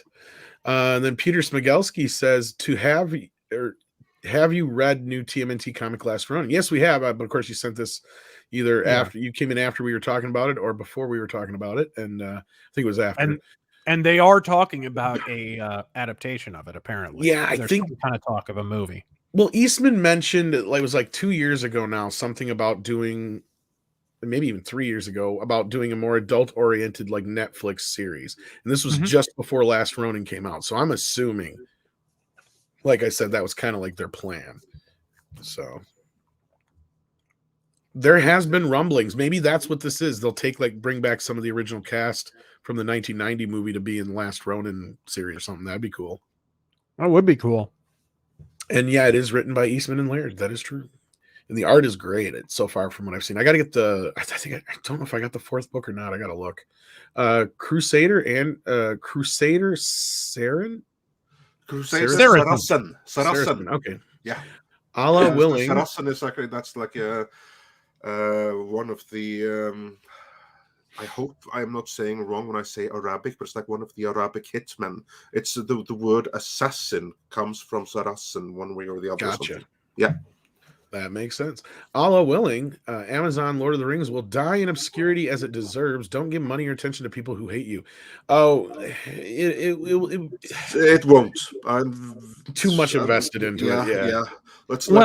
They've already signed on for 5 seasons. So Exactly. You guys have to understand, no matter how badly this does, it's going to get the Star Trek Discovery treatment where they just keep no selling and just keep making seasons, even if they start slashing the budgets and shit. Exactly. Yeah, let's instead hope that Allah wills that even if it is made, people will recognize it for what it is, what it truly is. That's because that's more likely to happen. Exactly. I honestly think I'm going to make my initial video reacting to when we know a little bit more. I thought maybe after the trailer came out, I would know a little bit more so I could kind of make a video kind of recapping and whatever. But whenever the proper trailer comes out where they reveal Russell Crowe, I mean, did I say that out loud? Where whenever the big star that they're going to unveil that they've been teasing for the longest time, whenever the fuck that happens, at that point, I'll make the video and then I'll move the fuck on. I don't see because it's like I watched Masters of the Universe and people, the reaction to Masters of the Universe. I did not watch that turd, but my feeling was the more people turn it into like rage bait and whatever on YouTube, the better it's going to work for Netflix. And sure enough, people actually caught on after the initial reaction, which you understand people are going to react to shitty stuff. Everybody kind of left it alone. So when the second part for the first season came out, nobody gave a shit. Nobody. And it died a dozen deaths. Yeah, and you had Kevin Smith out there crying for a second season, then his bitch ass blocked me. Yeah, we still haven't heard anything about season 2. That's bad because Netflix are usually pretty quick. It needs to be in production for it to be in any kind of timely fashion to be out for a next season. Yeah. Right. So it doesn't look like it's going to get another one, or maybe. And here's the thing: if you look at Kevin Smith over his career, once he hits adversity on a project, he tends to kind of just drop it and move on to the next thing. Well, go ask a Daredevil fan like myself about a little comic called Daredevil Bullseye the Target sometime. Well, and not only that, did you see he got himself in a little bit of hot water in the last week here? Oh, no. Wait. Oh, what? He went out whining about Spider-Man No Way Home getting no nominations, and then all the woke crowd went after him, calling him racist. Well, there you go. And that's what I put out a post. I'm like, it sucks, doesn't it? Like, too bad you can't see this because he blocked me like a little bitch. That's the problem with embracing cannibalistic politics. There's always someone with a taste for your flesh. Exactly. He even went out of his way to block me on YouTube. Like, he had to have done it prior to. This is how I know he actually had a hard on for me. Because I went to the comment and I couldn't see the comment didn't come up. So that means he had to do it before I ever came to the channel. So it's like him blocking me on Twitter was not just a coincidence, is my point. Wow. So yeah, he went out of his way. I got on his fucking radar somehow. This says Midnight's Edge even proving Ubisoft's Assassin's Creed Valhalla, the story of Vikings, is all wrong. Oh, you tell me this now. I just bought the son of a bitch for PS5. You don't say. I did. I didn't know. I didn't know this shit. I just grabbed it because it was a PS5 game, and I just got a PS5. The series where there's like strong MMA fighter female Vikings. I haven't played an Assassin's Creed game in like 10, 15 years, dude. Oh, it's good. Not since like the first two. Bro, serious. It's like the Milton Bradley version. Assassin's Creed has always been like. Maybe I can take it back and get my money back. Well, that doesn't mean it's a bad game. What I've played, I've enjoyed-ish, but it's not like one of the greatest games I've ever played. It's okay. It's whatever. Assassin's Creed games nowadays are just kind of there. Well, thank you for trying to make me feel better, but I think Spike and Madness is more spot on here. I was a dummy for not checking first. But they didn't have very many choices, so I just look, it's basically a bit of a Witcher 3 clone anyway, so why don't you just play that? Forget about it. Well... And then, I probably did make him cry White Knight, but he cries after he takes a piss. So. Right? I was going to say, like, I'm pretty sure if he dropped a fucking glass or something. Well, he's going to miss that pee now that it's out of his body, so he cries about it. Right. Hey, we knew each other so well. Shoom says, Bender, hashtag Bendergate. Hey, Bender here. Are you talking about the whole deal with the Futurama series reboot, not hiring the original voice actor for Bender? Is that still going on? They haven't made a deal with him yet? Wow. Bad form, Disney, but why am I not surprised on this? Yeah, who's surprised? Probably the original voice actor said something nasty on Twitter or something. Well, I mean, what is Futurama is the big spin-off of Simpsons, right? Look how they treated their voice actors when they had pay disputes. Jesus Christ. Have you covered any of that at any point? With the Simpsons actors themselves, or the ones that were on No, Futurama? Yeah, I mean, they I straight up Simpsons actors MEitM, finally at got least. the payday, but then they kind of got Yeah. fucked over with the whole thing with some of the voice actors did what's his face who did Apu and shit. But yeah, right. Well, not only I that, can't but think I of his mean, name now. But yeah, Harry Shearer, Right. or not Harry Shearer, the other one, Hank Monkey Azaria. Jeebus says he doesn't want to do it. They aren't paying enough. I was just gonna say that's the whole reason behind it is they did actually talk to him, but they want to pay him diddly, and he just wants as much as the other two main voice actors, basically, since he is the show. Let's be real. Come on, who wants to see Futurama without Bender? Not me, that's for certain. And I don't want to see him recast. So I do voices, and I have a hard time doing his voice. Well, here's the thing, though. Then just look at how much they're paying Bart Simpson. I mean, that what's her face again? They get paid a lot. That's why I was curious. Yeah, about I the know. whole And like thing. all that money goes straight to Scientology anyway. Yeah, right. Yeah, believe it or not, she is the biggest, one of the biggest, if not the biggest, one of the biggest No, contributors. she's I know not. she was for a while. She's not the biggest, but she's on the top 10. I was going to say, I knew she was high up the list, and I couldn't believe it. Well, She's high up there. Yeah. I mean, you got to figure Tom Cruise has got to be at the tippy top. That's about the only thing. No. You have like other people who aren't actors, who are like bankers and stuff like that, who are also really up there, who are filthy rich. Not because of that, but because of their other business ventures. But they happen to be bitter enders and true believers because they get like slave labor and stuff like that, and they're happy to donate some to see that continue. Yeah, Nancy Cartwright, yeah, that's the one. That's the one. Yeah. Yep. Oh yeah, but the rest of them, they all get made. They make quite a bit now, but I know they were having some issues before, but I thought they got out of that pretty good, didn't they? Because don't they get paid like $1 million an episode now or something like that? Well, yeah, but that's after a number of when voice actors on the show have stood up and demanded more money, they've just been written out. Like, isn't that what happened to the original Ned Flanders' wife? I'm not sure because I'm trying to remember who did her voice, because there's a couple actresses who do like a couple of the wives and a couple of the kids. Yeah, and a couple died too, in fairness. But yeah, I believe Flanders' original Maud Flanders, I believe she demanded more money and she just straight up got killed and written off the show. You could be right. I don't remember offhand what the whole reason behind that was, because it's been so fucking long. That's why it was such a shit. That's why they offed her the way they did. No, but I was a loyal Simpson watcher up until like season 20 something. I just finally checked out. I just couldn't take it anymore. And it was the episode. I know the exact episode it was too.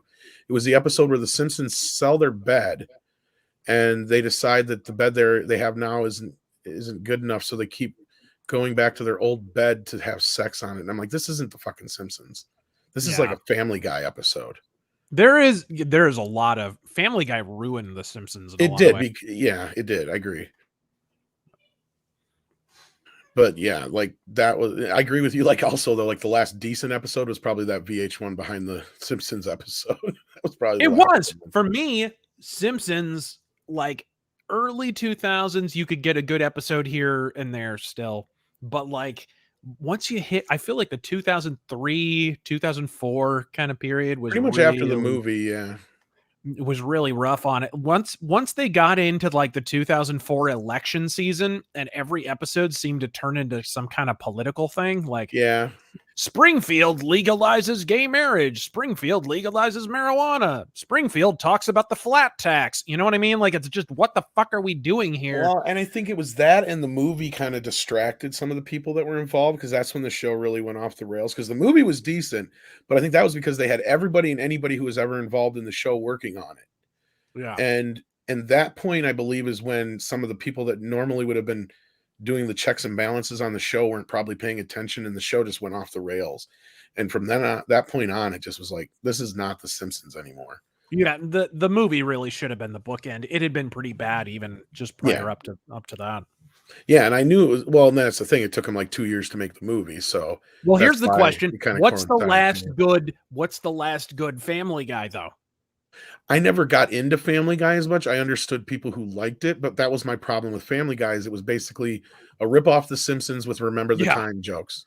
And yeah, now, no, and I'm absolutely. multiple seasons behind, so I can say, but I did I like think it it at one lost point. it when it went to whatever that episode was where they did the Agatha Christie ripoff in the mansion with the people who were dying one Yeah, by that was one, a bad one.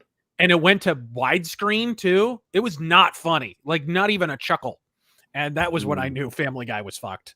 I was like, Yeah. oh I think shit, there's been one or two good episodes, at least that I've seen since then. But yeah, that episode was a mess. No doubt it about was that. rough.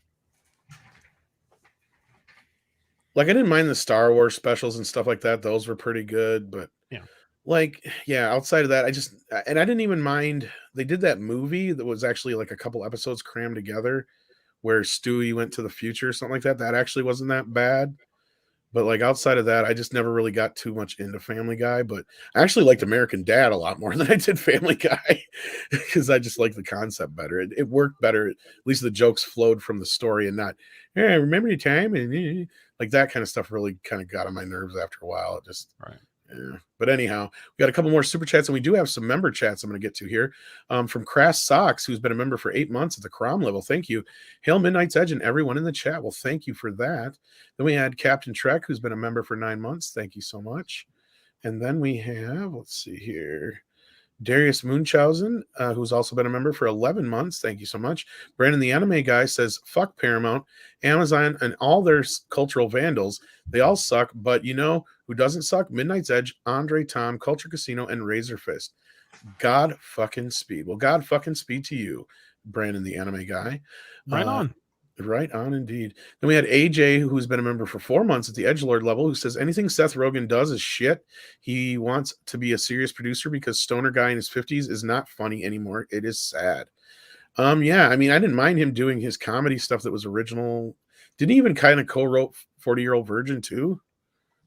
I think so. I mean, it came from like his group of friends. That's what I'm saying. And Like when him it and comes from this group Apatow of friends, then he's typically involved in some capacity or another. Oh fuck! And then I just seen Apatow's attached to something else now that's being rebooted, and I'm like, oh no, I can't remember what it was, but when I remember it again, I'll try to bring it up. But yeah. For those Like those five wondering, guys Apatow. do. It's like five guys do all the bad comedies. It's that Judd Apatow, Seth Rogen, Danny McBride, like that whole. And they're all part of They're the all same friends. group. Yeah. All that they're all the same thing. masturbatory coven of unfunny cuckolds. Like I said, who'd have thought that Jonah Hill of all of the and Paul Rudd Right? would be the and Paul Rudd actually was just kind of like I don't know if I consider him part of that group because he was already famous before then. Right. But like he just kind of like became their friend, I think. But then you also had the other one you mentioned earlier too, Andre, who kind of dips in and out of stuff all the time too, the little guy. I can't remember his name now. You said it earlier. Evan Goldberg, is that it? Or yeah, well, he's on behind the scenes. Yeah. Jay Baruchel is the Jay's the other one too. Yeah. And then there's Franco's and all that stuff. Yeah, Jay Baruchel, and yeah, they're all in the same group. Yeah. They're basically highbrow Kevin Smiths. Yeah. But they've done a couple of good things. Like, I like Pineapple Express. The theatrical cut only. The director's cut of that can get bent. I don't know why Sony. I don't know if I've ever watched the theatrical cut, to be honest with you, Andre. No, that one is good. It's really good. It's like funny, fast-paced. It has what's his face again? From forget like James Franco, Danny McKay, and him. That's all I remember. Yeah, but it also has the guy who in 1995 played Sheriff Lucas Buck in American Gothic, and he was also in Office Space. Oh, Gary, the guy from Mad TV. No, David. No, you're talking about the main guy, right? Oh, okay. The main guy. Gary Cole, is that his name? Oh no, Gary Cole. Yeah, the boss. Yeah. Oh, Gary Cole is good in everything. Gary Cole is awesome. He's awesome in everything. I'm like, motherfucker is like, in the Brady Bunch, he's even good. Like, how the fuck did that happen? No, he's just he's like some other actors that when doesn't matter what kind of shit he's in, if he's there, it's made better by his presence. Well, he just encapsulates the role, and then like the Yeah. same thing when you jump to Office Space, it's a completely like he's a great character actor. I don't know how else to explain him, but like yeah, he's everything. For he's doing those that great. haven't seen American Gothic, the I 1995 haven't seen him series in that that, went I for know. one season, this was by Sam Raimi. And it was meant Lumberg to go for fucker. like 5 seasons or something like that, but they knew they were getting cancelled early, so they were able to like make a rushed series finale. Thank God for that. I mean, that series is so good.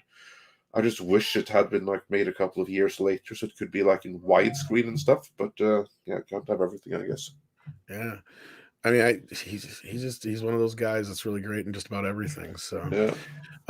And I think then we're caught up on the member chats. We have a couple more super chats left, and then I don't know if there was anything else we had to cover, but then we're caught up. This sends in another $5 and says, I heard rumors that Viacom wants to make a cinematic universe with Garfield and the Ninja Turtles. Yeah, that's not gonna happen. Lasagna v pizza. Wow.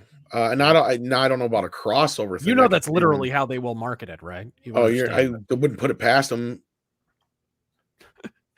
I don't. That's something that can happen for like a one-off, like Batman and Turtles, but not a regular thing. The only thing you can hope for there is something like that Power Hour or like that Disney Hour, stuff like that, where you have like one block of different cartoons, but they're not going to be in like the same continuity. Garfield hasn't been good in 30 years because they're like different set of rights behind, which would Jim Davis gave up on Garfield like 30 years ago.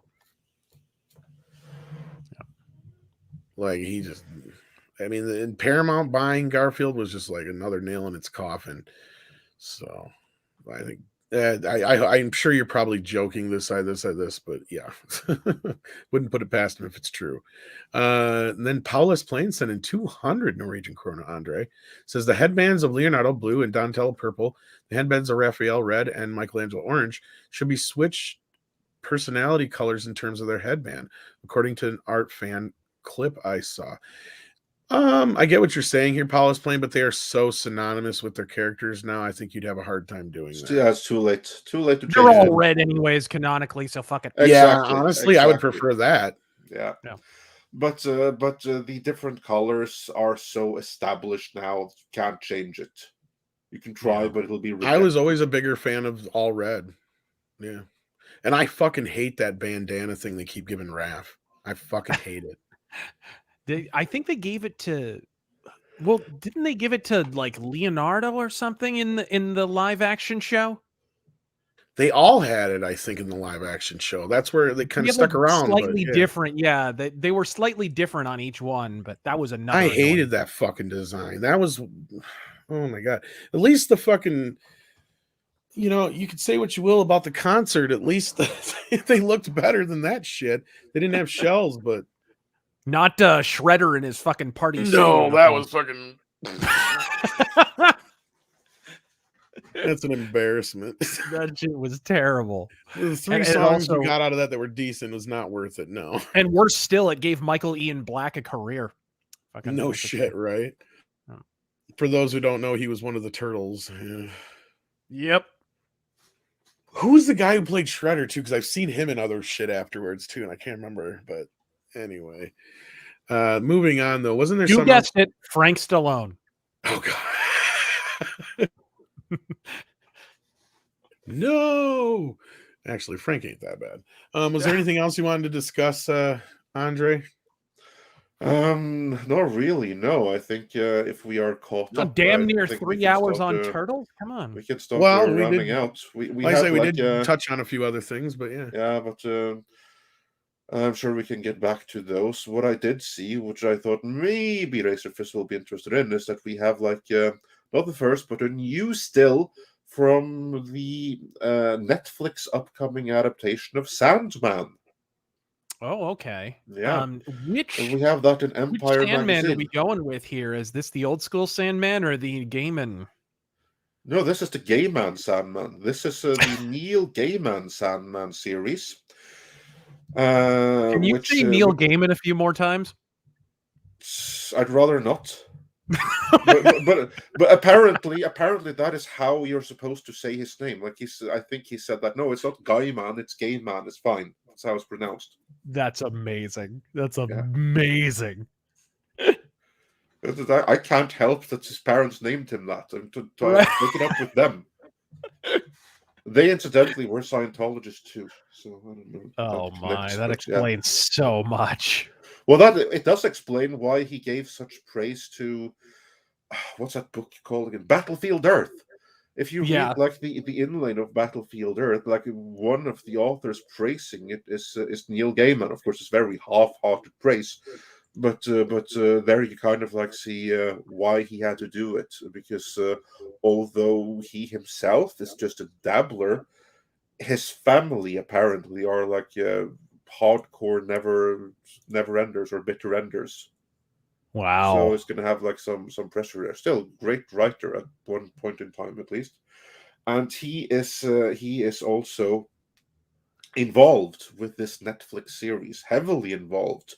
He's producing it, he's writing it, and I would like to say that this is a good thing, but unfortunately, he doesn't have the angle of we're going to adapt the Sandman that I wrote back in the 90s. No, his angle is, what if I wrote the Sandman today? How would I do it now? Well, that's what we're getting.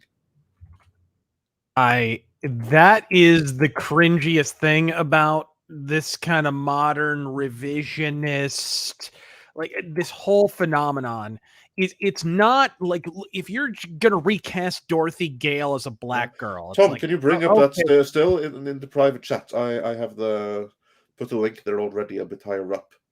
Yeah, like the actual defacement of the property almost is secondary to like Jerry Conway, the guy who created the Punisher, and by created I mean To be fair. yeah, I was gonna say, and by created I mean ripped off the Executioner and Death Wish. Yeah, and turned he it into a didn't comic even book. do all that much. Like, for instance, blowing up the skull, that wasn't him, that was the artist. Right. I But mean, either way, he like likes him, to take credit, but he had very little to do with it in reality. yes, exactly. It's this where they prostrate themselves at the altar of political correctness and deface their own creations, like in order to sort of kowtow to the mob. It just, that is the worst part of all. I wouldn't even care if every character was race swapped, if just the creators would at least defend their own shit, you know? Yeah, well, unfortunately, in his case, in the case of Conway, it's him trying to take credit for a character that he really had nothing to do with. Yeah, he came up with a name. No, actually, I think it was Stan Lee that came up with a name. He wanted to call him something else. And Stan Lee said, no, I'll call him the Punisher. And it was the artist that decided to go with this massive skull across the entirety of the chest, apart from this little thing on the chest, like Jerry Conway really wanted. And that's the only thing he ever did, was like that one appearance, maybe one more. All of the things that define the Punisher, that was later writers. Later, now he wants to like reclaim the character and stuff, which is ridiculous because he had nothing to do with it. If anything, his worst, least influential Punisher writer who ever worked on it.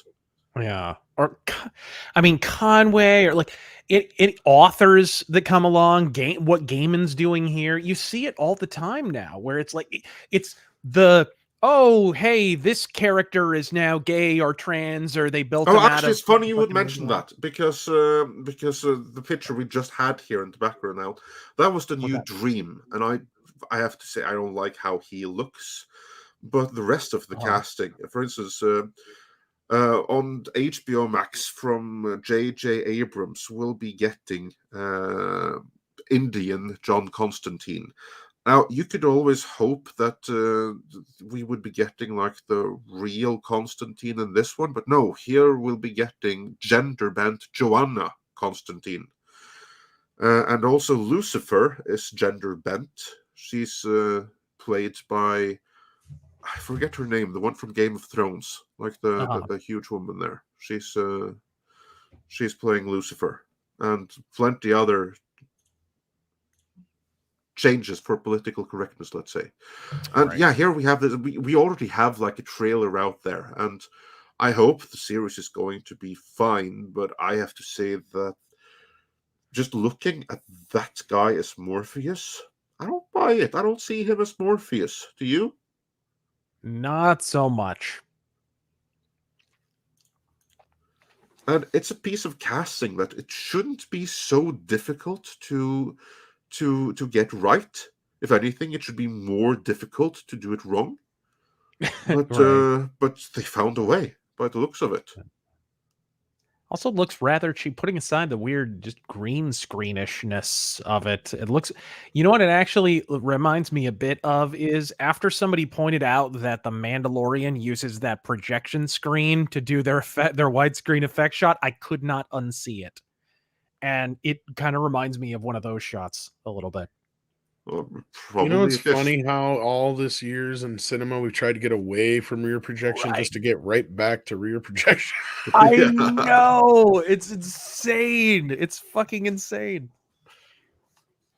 It's kind of like DC coming out and saying, "Hey guys, we're gonna try this new radical concept with Batman.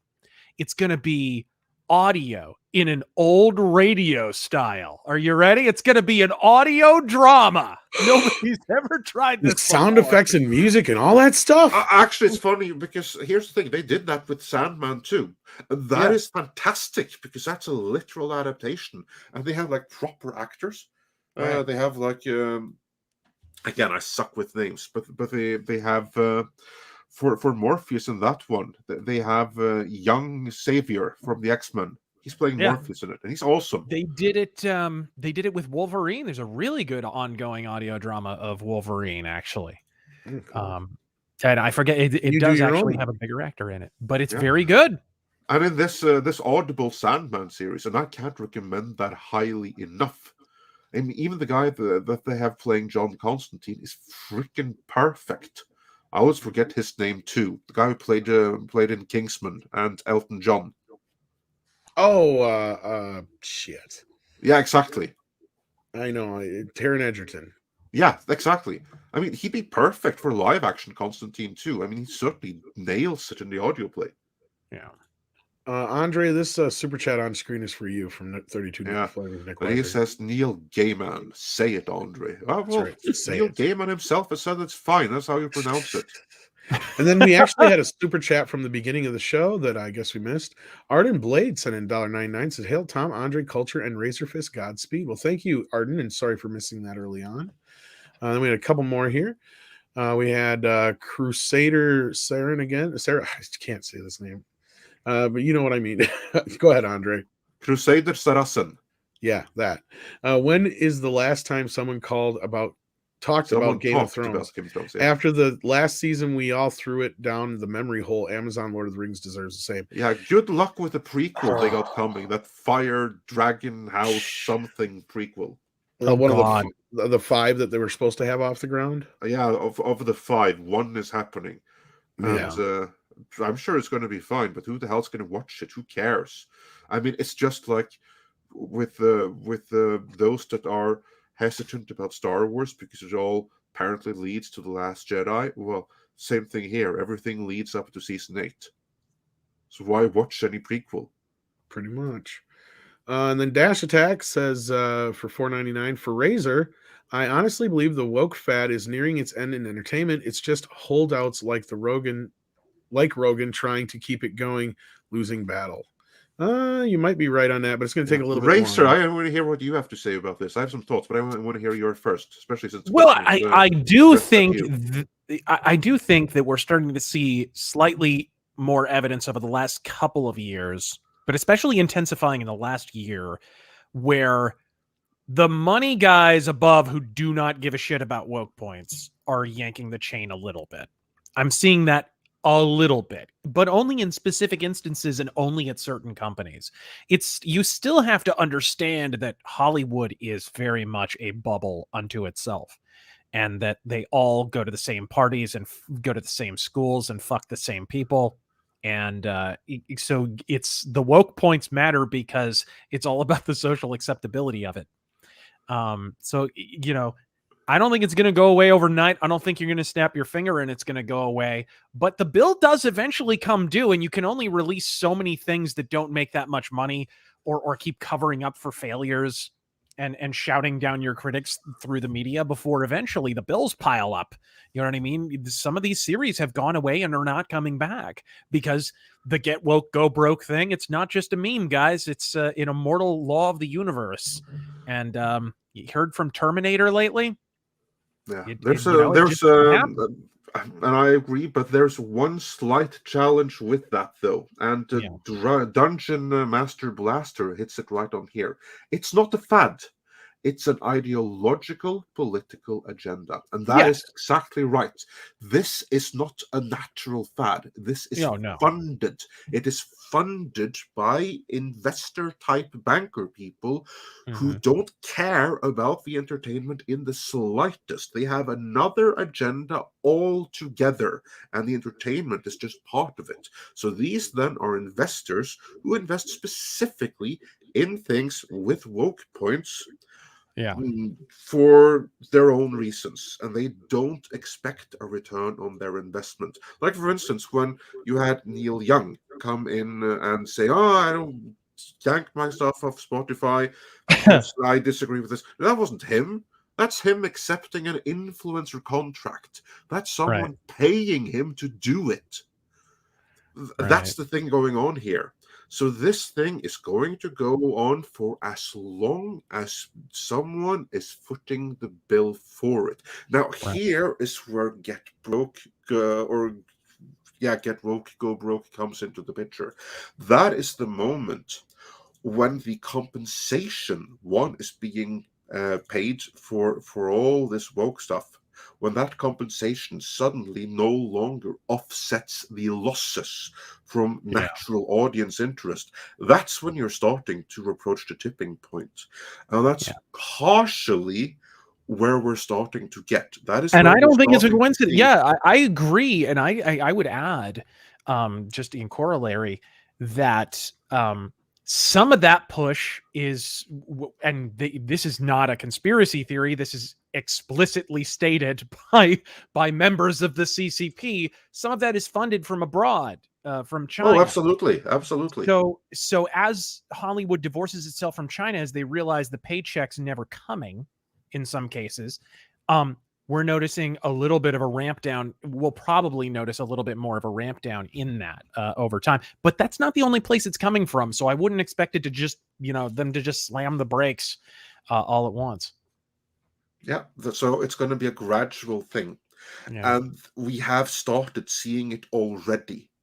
But there's going to be more. And those that are holdovers, they're going to be worse before it gets better. Yeah, most likely. And you can see they're going for that Hail Mary on some of this stuff. I mean, Jesus Christ. Look at look at fucking everybody's talking about the Lord of the Rings thing because it's just the most obvious. You make a prehistory, Tolkien did the same thing Robert E. Howard did. He took, hey, this is a prehistory of the world that we live in, but it's a mythological, fictitious one. And it's set in a very small area that's supposed to be, pre-Europe.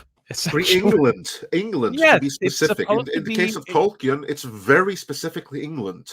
Anglo-Saxon pre-Europe is what that is. Yeah. And he was a professor of Anglo-Saxon, for Christ's sake. And and they somehow use this as license to talk about the African American experience. It wasn't even made for America. Never mind African American. You know what's funny? Because it's very, very specifically English. So it's Anglo-Saxon culture, and you have names and everything like that are things that have made it into Anglo-Saxon culture. The funny thing about that, it's so much of the Anglo-Saxon culture came from the Vikings with the Norse. So even many of the place names, I don't even know that Tolkien was aware of, probably he was, but many of the names of places in his world are actual place names in Norway. Like, for instance, Vestfold. I sit in my car and I drive for an hour and a half and I'm in Vestfold. Yeah.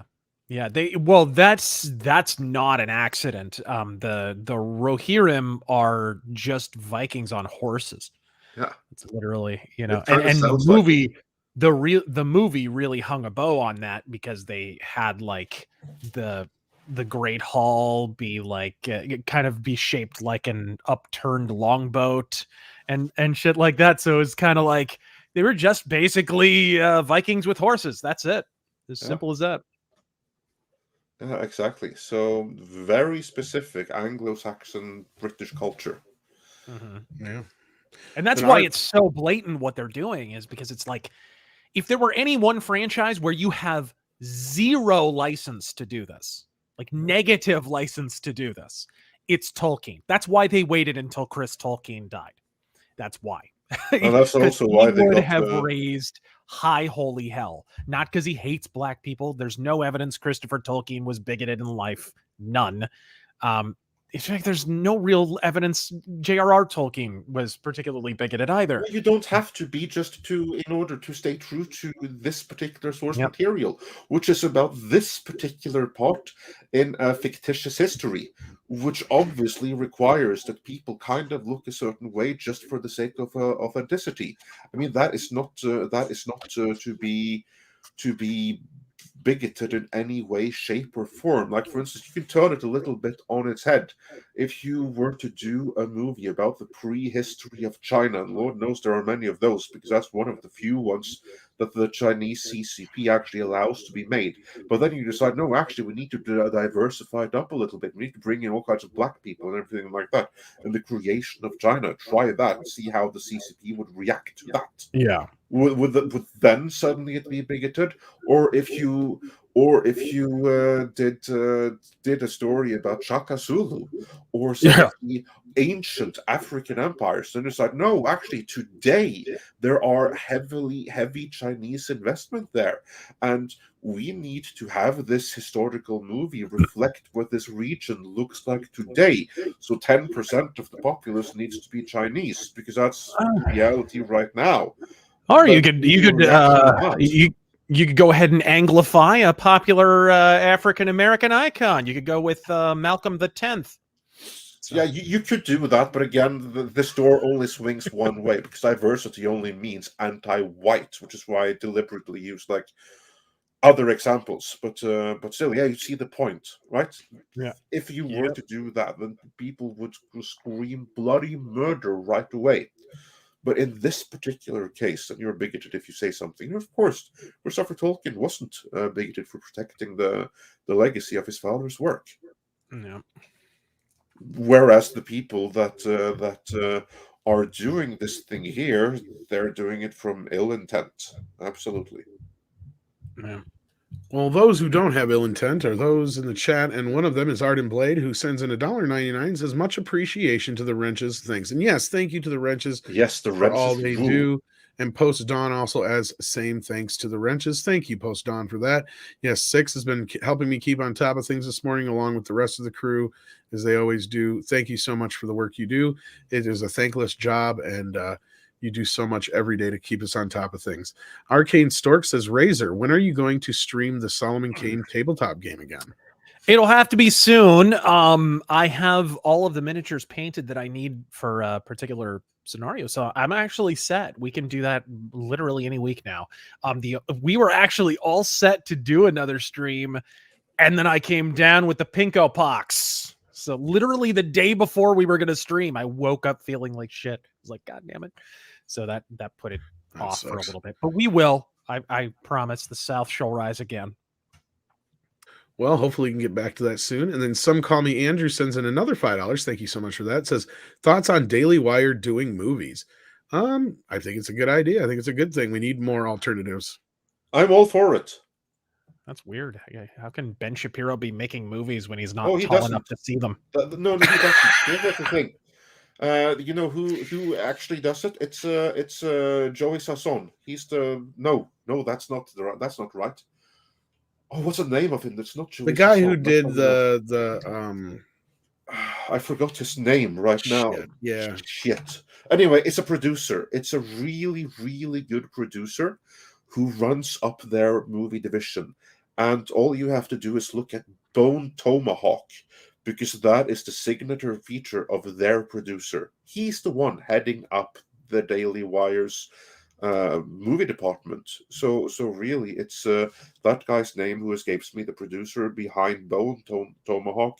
Dailywire's production wing is in reality him doing movies, and the only mandate from Ben Shapiro is that they are not to be woke, and they are not to be overt political propaganda. So they may have like conservative values, but they're going to be more subtle.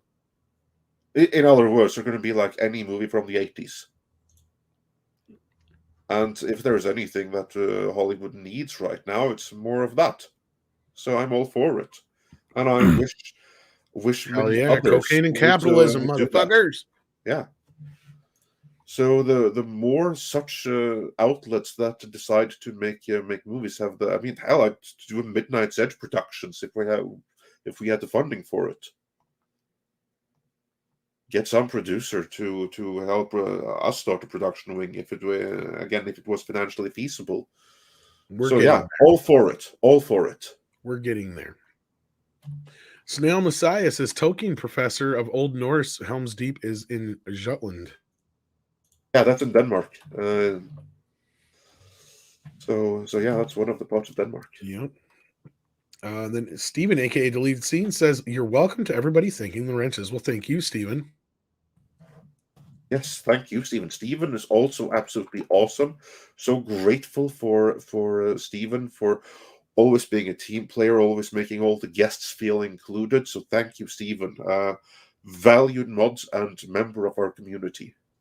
Yes, so thank you to everyone actually who's been here today, and of course Razörfist, who spent over 3 hours with us today. Thank you so much for your time, man. I appreciate it so much.